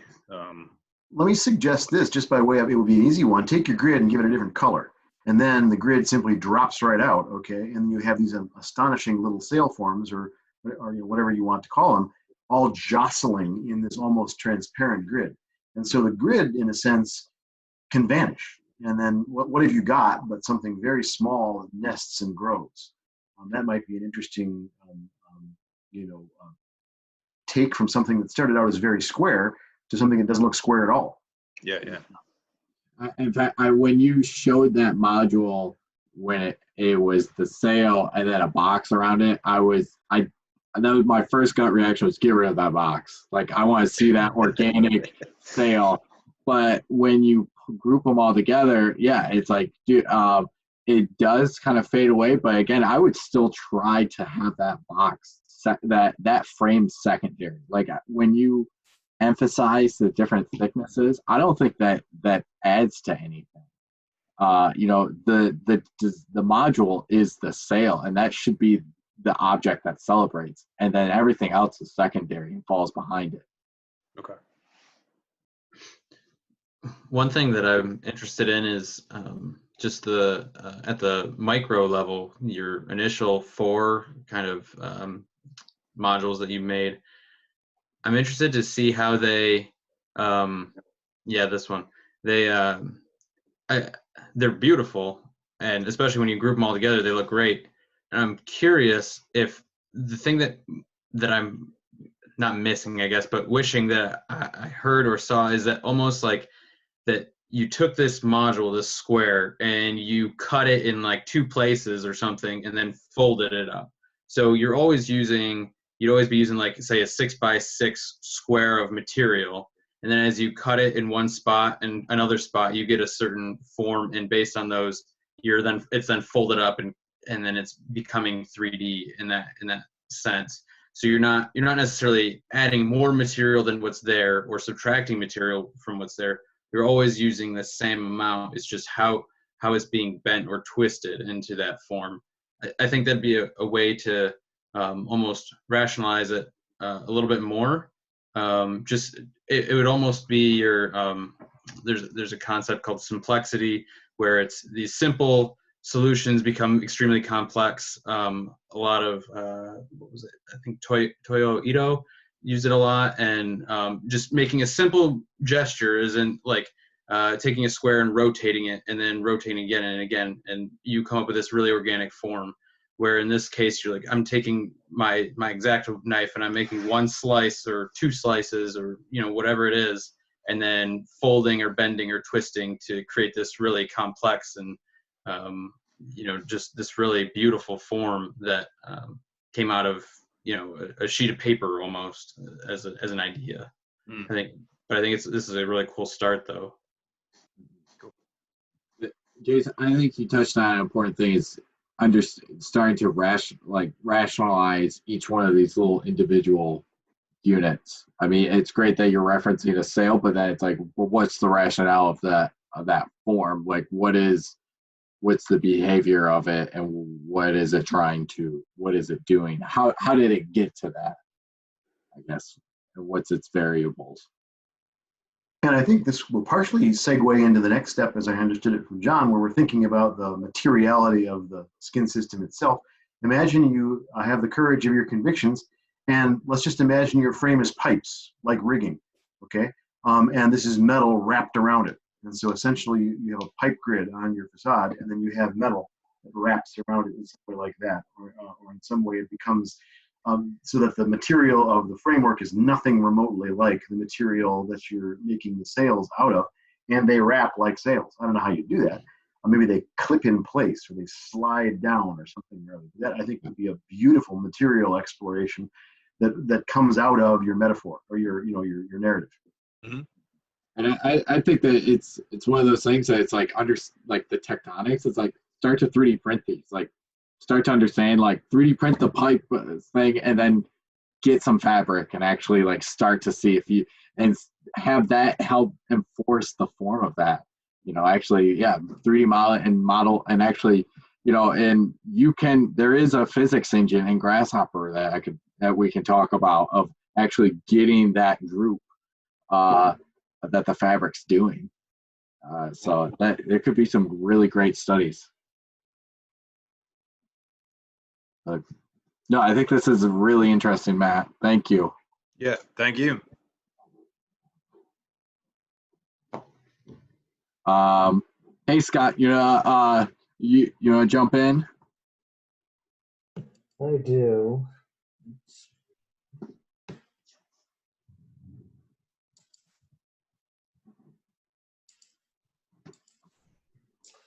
All right, so basically, I think my shape is much simpler than a lot of my classmates. I was trying to think of a way to clad this building more as a cladding than anything else, rather than a building skin. Right now it's geo-referenced in New York, but I'm actually going to move it to Arizona where I'm at. So the shape of my building right now, this is, I think, pretty much what everybody else has. It does have a bit of taper and some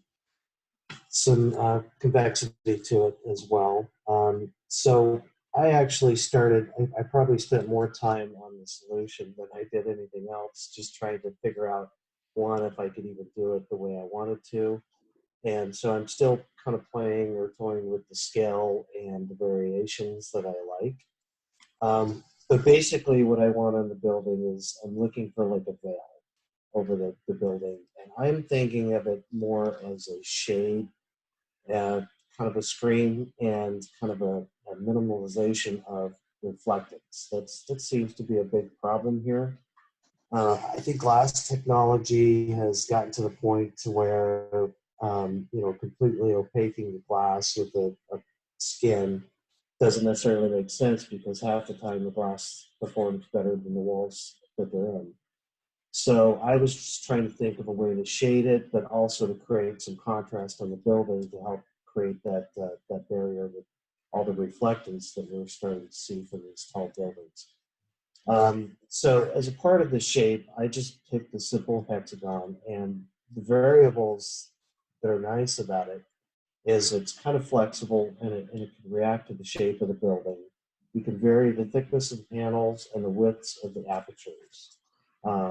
And that's kind of what I've been toying with, is just when I did my script, I actually used Lunchbox to create some of this in Grasshopper. So I'm still trying to play with the variables, but I needed to understand how this behaved before I could really get too far down the road. But nevertheless, I've got some variations in here. It just allows me to kind of think about the complexity of the skin and the materials and how it interacts with the building. And just kind of considering the, the modular size and, just the overall constructability of this. So I just got some variations of these modules. And like I said, the nice thing is that it allows me to put this veil on. And one thing I noticed about one of the presentations earlier, I think it was Megan's, hers with the palm trees felt kind of like a chainmail. And I think when you get this on the building, it starts to feel kind of the same thing. So you get kind of this light, airy feeling without it being intrusive. So that's kind of what I was looking for. And then this is part of my Grasshopper script. So that's basically it. Like I said, it's not too complex, but it's something that more of a, like I said, a skin, a veil than anything else. Well, I think as soon as you said chainmail, I think that was something that seemed to resonate, or it's like these links that are interacting. But so can you go back to your modules again? So the openings will grow. Well, but do the thickness of the material, they'll vary in thickness as well. So it's kind of a two-way kind of situation where the aperture changes and then the thickness of the material changes. Okay, and then does it also stick out more? Does it start to taper up? I'm more. Well, let me see if I can't draw draw what I can with Eric did it. But it was interesting that when you're saying that, it's like, is there another variable that can start to extend out that edge and help add a little more depth to it as well, and add an extra variable? Yeah, and that's why I was saying the thickness of the panels themselves. I hadn't got to that point yet. I have it in my script, but I haven't quite figured out how deep to make these panels to add that thickness to that. I'm trying not to, like I said, I'm trying to figure out the apertures so I can figure out the thickness of the material. And so that's kind of what I've been playing with in the script. Okay. And I like going back to it, Grasshopper, it might just be faster just to start to sort things out through a sketch or just through Rhino and just start to draw things 2D and understand how that could work instead of scripting it. And that's a lot of like what I encounter at work, where people are like, well, why can't you just script this really quick? And it's like, well, things take, there's a lot of work up front to script something. And it depends on the task. If I'm only, so it's a lot easier to start thinking out the logic just through sketches than to actually worry about the actual script, because that deals with all the nitty-grittiness of everything. Absolutely. And the only reason that script was important to me was, one, I needed to understand how it would behave, I think, so I could understand kind of what my own limitations are. So I think an important extension, Scott, of the chainmail concept is, in a certain sense, the chainmail flows over something else and does not necessarily derive its order from the something it flows over. So especially with hexagons, I mean, this doesn't necessarily have to track with floors per se, right? It could be some entirely different facade-based arrangement, and the floors intersect the panels randomly or whatever. So I'd say that there's the level of this, the aperture, but then there's a super important level of how you distribute it across the facade, like we talked about before. In a certain sense, yours is more free because it can be just a mesh across the entire face. I don't know. Right, kind of a drape, exactly. Yep. I'm curious about the scale, I guess. What is the, and I think that's kind of where Eric's going with that too, is, these things could be microscopic little, like inch by inch holes that are changing that you don't really read until you're inside, or they could be 20 foot by 20 foot openings that are gigantic. And maybe it's both, maybe the low end of the building is really small and the high end it's really big, or vice versa. It doesn't matter. I'm just curious what your thoughts are on where you're going with it. No, those are great points, and I just honestly ran out of time to do the sketches for that. But I wasn't thinking quite 20 feet, but maybe as large as like 20 or 10 feet, and then down as small as like 5 feet. So I like 5 foot modules. So just kind of that variation between the two. I don't want it to completely opaque the building. So I wanted to feel light. So that's kind of what I was thinking. I think it'd also be interesting because, in a way, a 5 foot module of this, and depending on its thickness too, that'll have a big effect on it. Could feel heavy. It could feel light. It could feel heavy, but that's really going to depend on the thickness also. So it'll be interesting to see how you develop that parameter further, and see how that affects what the weight of the building is. Totally agree. Yes. Yeah, I think the next step is just saying, yeah, exactly. Jason was saying the scale, the overall, how that actually works over the building, and understanding, the opening sizes, and that's I think that's just the next step as we continue to develop this. Right. Okay. Will do. All right, great. Other thoughts? Thanks, Scott. All right, thank you. All right, Ruby, you want to go next?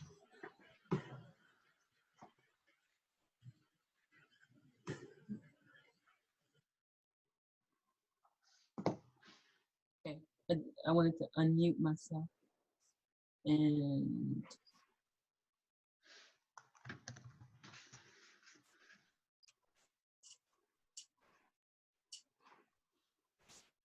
share.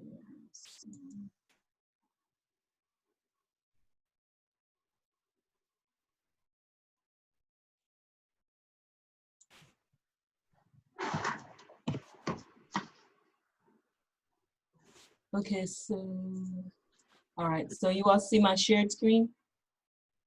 Yep. Okay.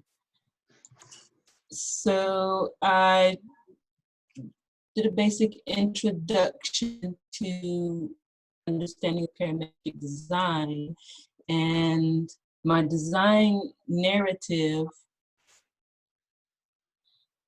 and centered around the concept of a wellness center, given it's inspired by the traumatic social events of today. The idea of people having somewhere to come to, there might be a lot of need for wellness therapy. And so the design welcomes like the diversity of the different types of wellness, whether it's actual physician care, mental health, information, therapy gyms, spa, supply shops for wellness. And I did some tests, and I saw this one, and I remember Professor McGarry getting us to think about how did we want this facade to interact? How did we want our module to interact with the facade? Was it the facade, or was it a layer over the facade? And this particular precedent sort of shouted out like it being a layer over the facade. So this has several layers that I was looking at. Like, okay, well, this is interesting application of the idea of the modules being just a layer to the exterior of a basic curtain, a traditional curtain wall glazing. And in thinking of the connectivity, because my design is like this, has quite a few curves, I was interested in finding connectivity precedences of very curved connections of a building that was like this. And if I, let me see, share my screen. This is,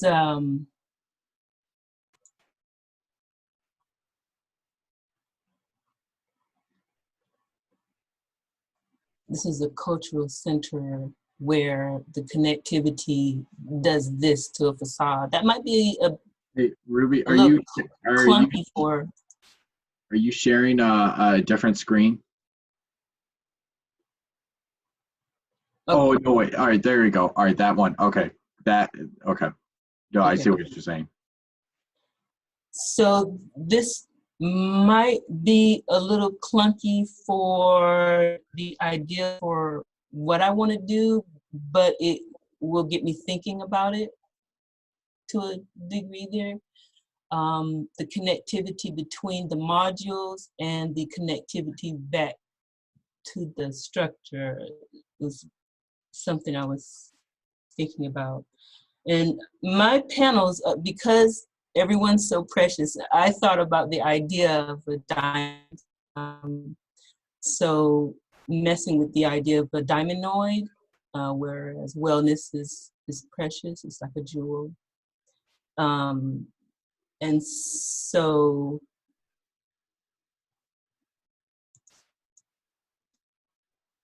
it would have variations on a diamondoid playing with voids and playing with, say, the edges of the diamondoid. That's pretty much it. Okay. No, I think that's interesting that you're now starting to have that program. It's, you know, it seems like we were always talking about how the outside is affecting the exterior, and actually for your case, the interior and the program of the interior actually has more of an influence on the outside, just like of wellness, but and the aesthetic of what I guess the concept of like that jewel, the wellness jewel with the wellness center. I think it's very interesting on how that could work. And I think one thing is just seeing how, I guess, how that jewel can react and how the variables of that jewel. I think that's my next thing. It's also, oh, go ahead. So I wanted, if I can play with that script, I wanted every line to be a movable parameter. Whether it be a thicker diamond or whether these edges here come down and this be a peak, along those lines. I wanted this, I'm imagining for this to be a steady frame, but it's a frame that is malleable to the twist. Yeah. So it's a frame, but the frame itself is a variable that moves with each panel. Can I suggest something, Ruby? Yes. Please. Maybe, so we've talked, I'm going to draw on the screen again, just because it's easy. And I guess it's going to be in blue. Can you see what I'm drawing? Oh, yeah. Yeah. Okay, good. We've talked about various ways to attach this. We talked about like side one. What if yours is an example of the center attached? Okay. And now let's imagine your building is like this surface, okay, which is round like that or roundish. Imagine if it's an infinitely curving surface here and you only really get a chance to attach in the center. So what if you had the diamondoid and no frame? Okay. What if you had something, because at that point, what you can do is attach whatever shape you've got at various points around on this curved surface. And the fact that, one diamond doesn't touch another diamond, it doesn't matter. The surface can curve any way it wants, and all you're doing is attaching at the center, and these are like shields attached to the center, and the surface underneath can do whatever it wants. That would be a strategy to dodge this significant curvature of your building, because you would only be attaching at one point. So that may be another way to imagine a module deployed across the facade. Yeah, thanks, Eric, for saying that, because that was the other thing. It's like you have such a unique form. It's almost like a disservice to overlay something of a high complex grid to it. You want to simplify this form and just kind of delicately touch it with a shape, with a skin. Yeah, I agree. If you can get rid of the frame of your module and just pin mount each one, I think that could be a really interesting study. And you can almost, I know you're talking about these variables where the thickness is changing or you're having a peak versus not peak. You can still do that, but you could almost simplify it to just the orientation of how that diamond sits on that pin. So maybe where the diamond itself rotates, whether it moves up. Okay. Right. So and that can be based on wind or based on function of the building in the interior program or sunlight or things like that. Or you can also still add in those other parameters that you're talking about. Or maybe you rationalize it as in the diamond is pure as it is and it needs to stay the same all the way, and how it's placed is different.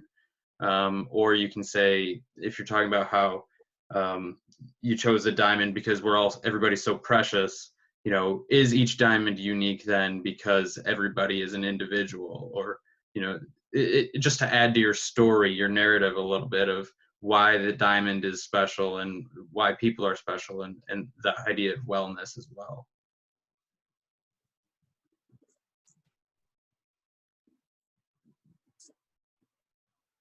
I think that'd be I wonder if it's even too much. Are these diamonds even dynamic? Does that is that too much for this dynamic form? Is there too much happening? But it's something that you look at, because if it's on a simple pivot, do they pivot with the wind? Do they pivot? Maybe it isn't addressing. Maybe it's just trying to be an art piece and just express the wind of up there. I don't know. It's just something to look at. It's actually, this is probably one that be really interesting to see, like, physical model and how, like, the behavior of what this could be, and even like start to figure out how this could delicately touch that form, or how we can really minimize that connection. No, this is really it would even if it was just rotating and hugging the surface of each curtain wall panel. Each panel is unique, so each diamond would be unique by default of its move along that curve of the building. It could be, totally. No, this is I'm interested in how this is going to progress. I think this could be really interesting and cool. All right, great. Thanks, Ruby.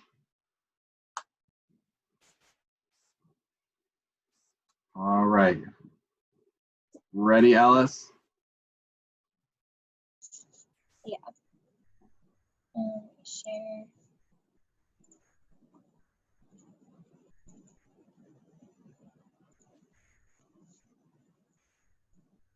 All right, can you see that? Yep.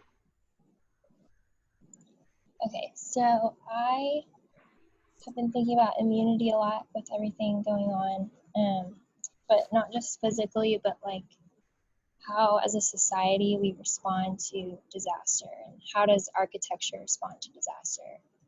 And a lot of that will play into my geolocation, which will develop further in the narrative as the skin gets developed.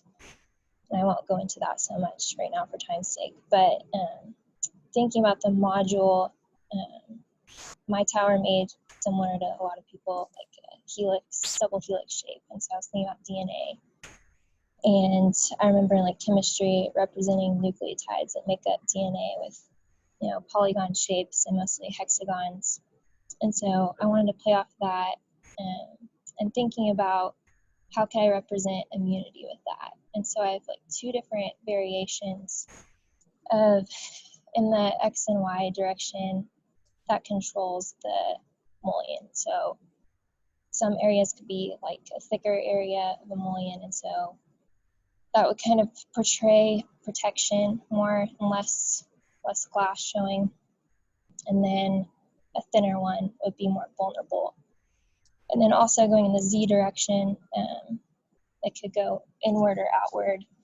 And so a more extruded window would kind of have this, I don't know, would be more susceptible to forces, so like sunlight and weather. And so I was trying to think of areas on the skin, and I know that'll change a lot during the next couple of weeks playing with that, but it slightly tapers at the top, so I see that as kind of more delicate and vulnerable, and so maybe those are areas that have, you know, the thicker mullion and maybe more inward with the window. And I haven't scaled these. I'm kind of looking at like probably 5-ish feet is what I was thinking. So like if you were in a room, there'd be a couple of these, or maybe 3 or 4 of these. So just playing with that.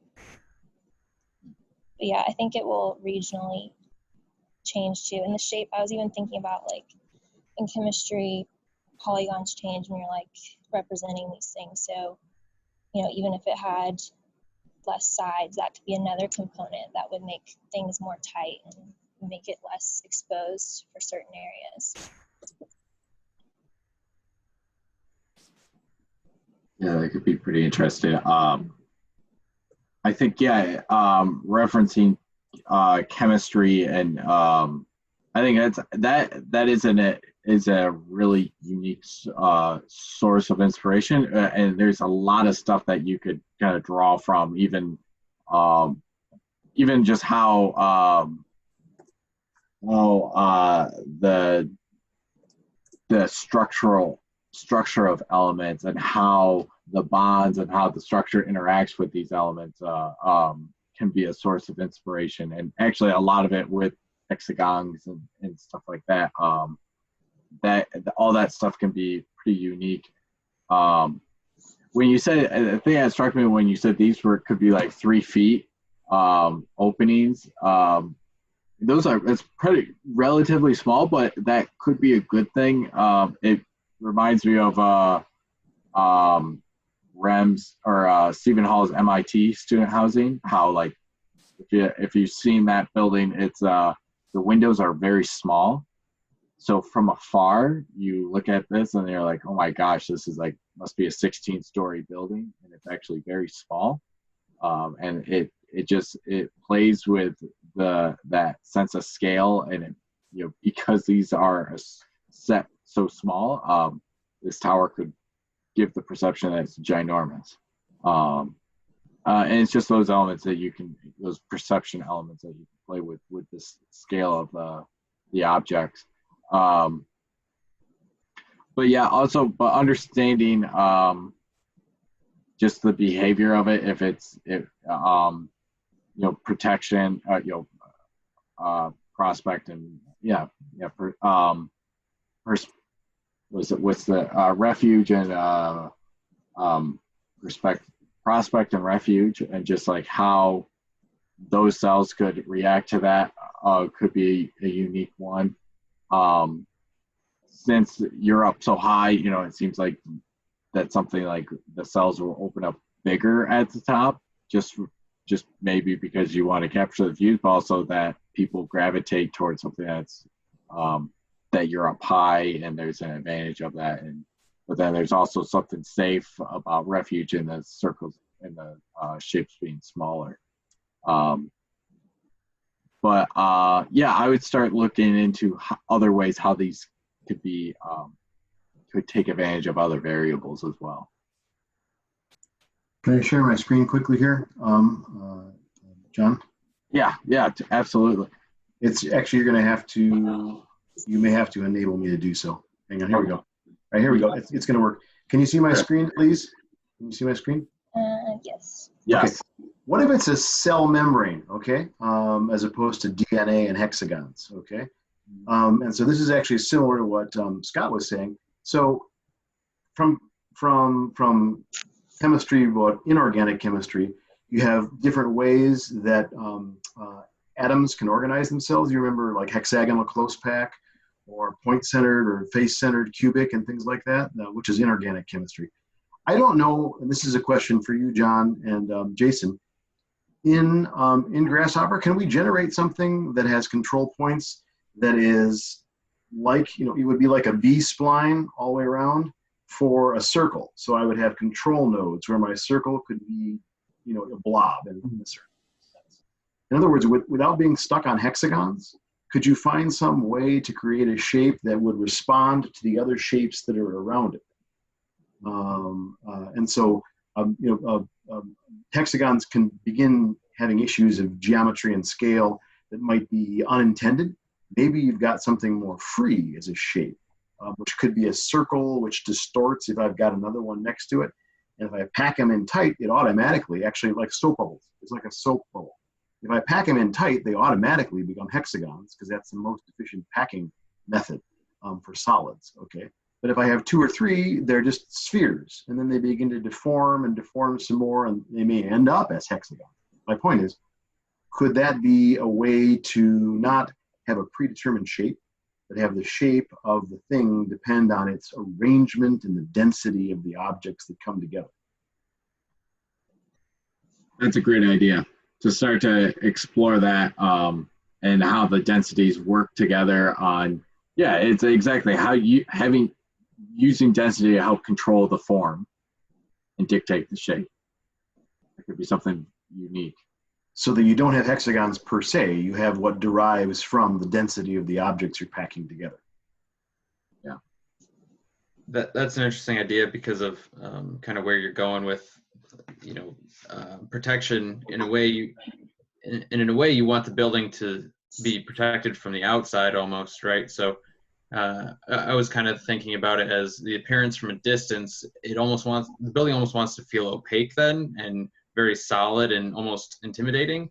But then from the inside, you want the feeling of freedom. And so you might want to look into a way of trying to obscure views in, but really enhance views out. And maybe through that packing method of circles or soap bubbles, which there are some precedents for that in Grasshopper. I think there's, I want to say I found a tutorial at one point somewhere on the YouTube, but that could be a way of saying, okay, it's more dense here, and there's smaller openings versus larger openings, and how they all interact with each other, and a larger conversation about how humans interact, how you interact with the people outside versus inside, and it's an interesting conversation.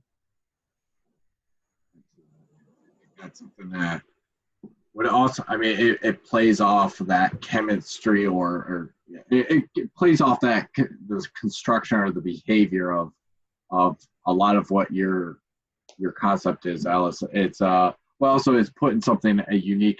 It's adding that extra variable that can define the form instead of just having everything's an equal hexagon. This would be the ultimate computational design exercise, right? I just change densities over the facade like that. Oh, it's a fan. It's like, yeah, going like Jason. There's a lot of good precedents to that we can study, and this isn't. It may sound complicated, but that's the funny thing is like some of the most complicated things are probably the easiest. Like machine learning sounds terrifyingly complicated, and it's actually really boring. So, yeah, we can. That's something we can start to research and how that works out.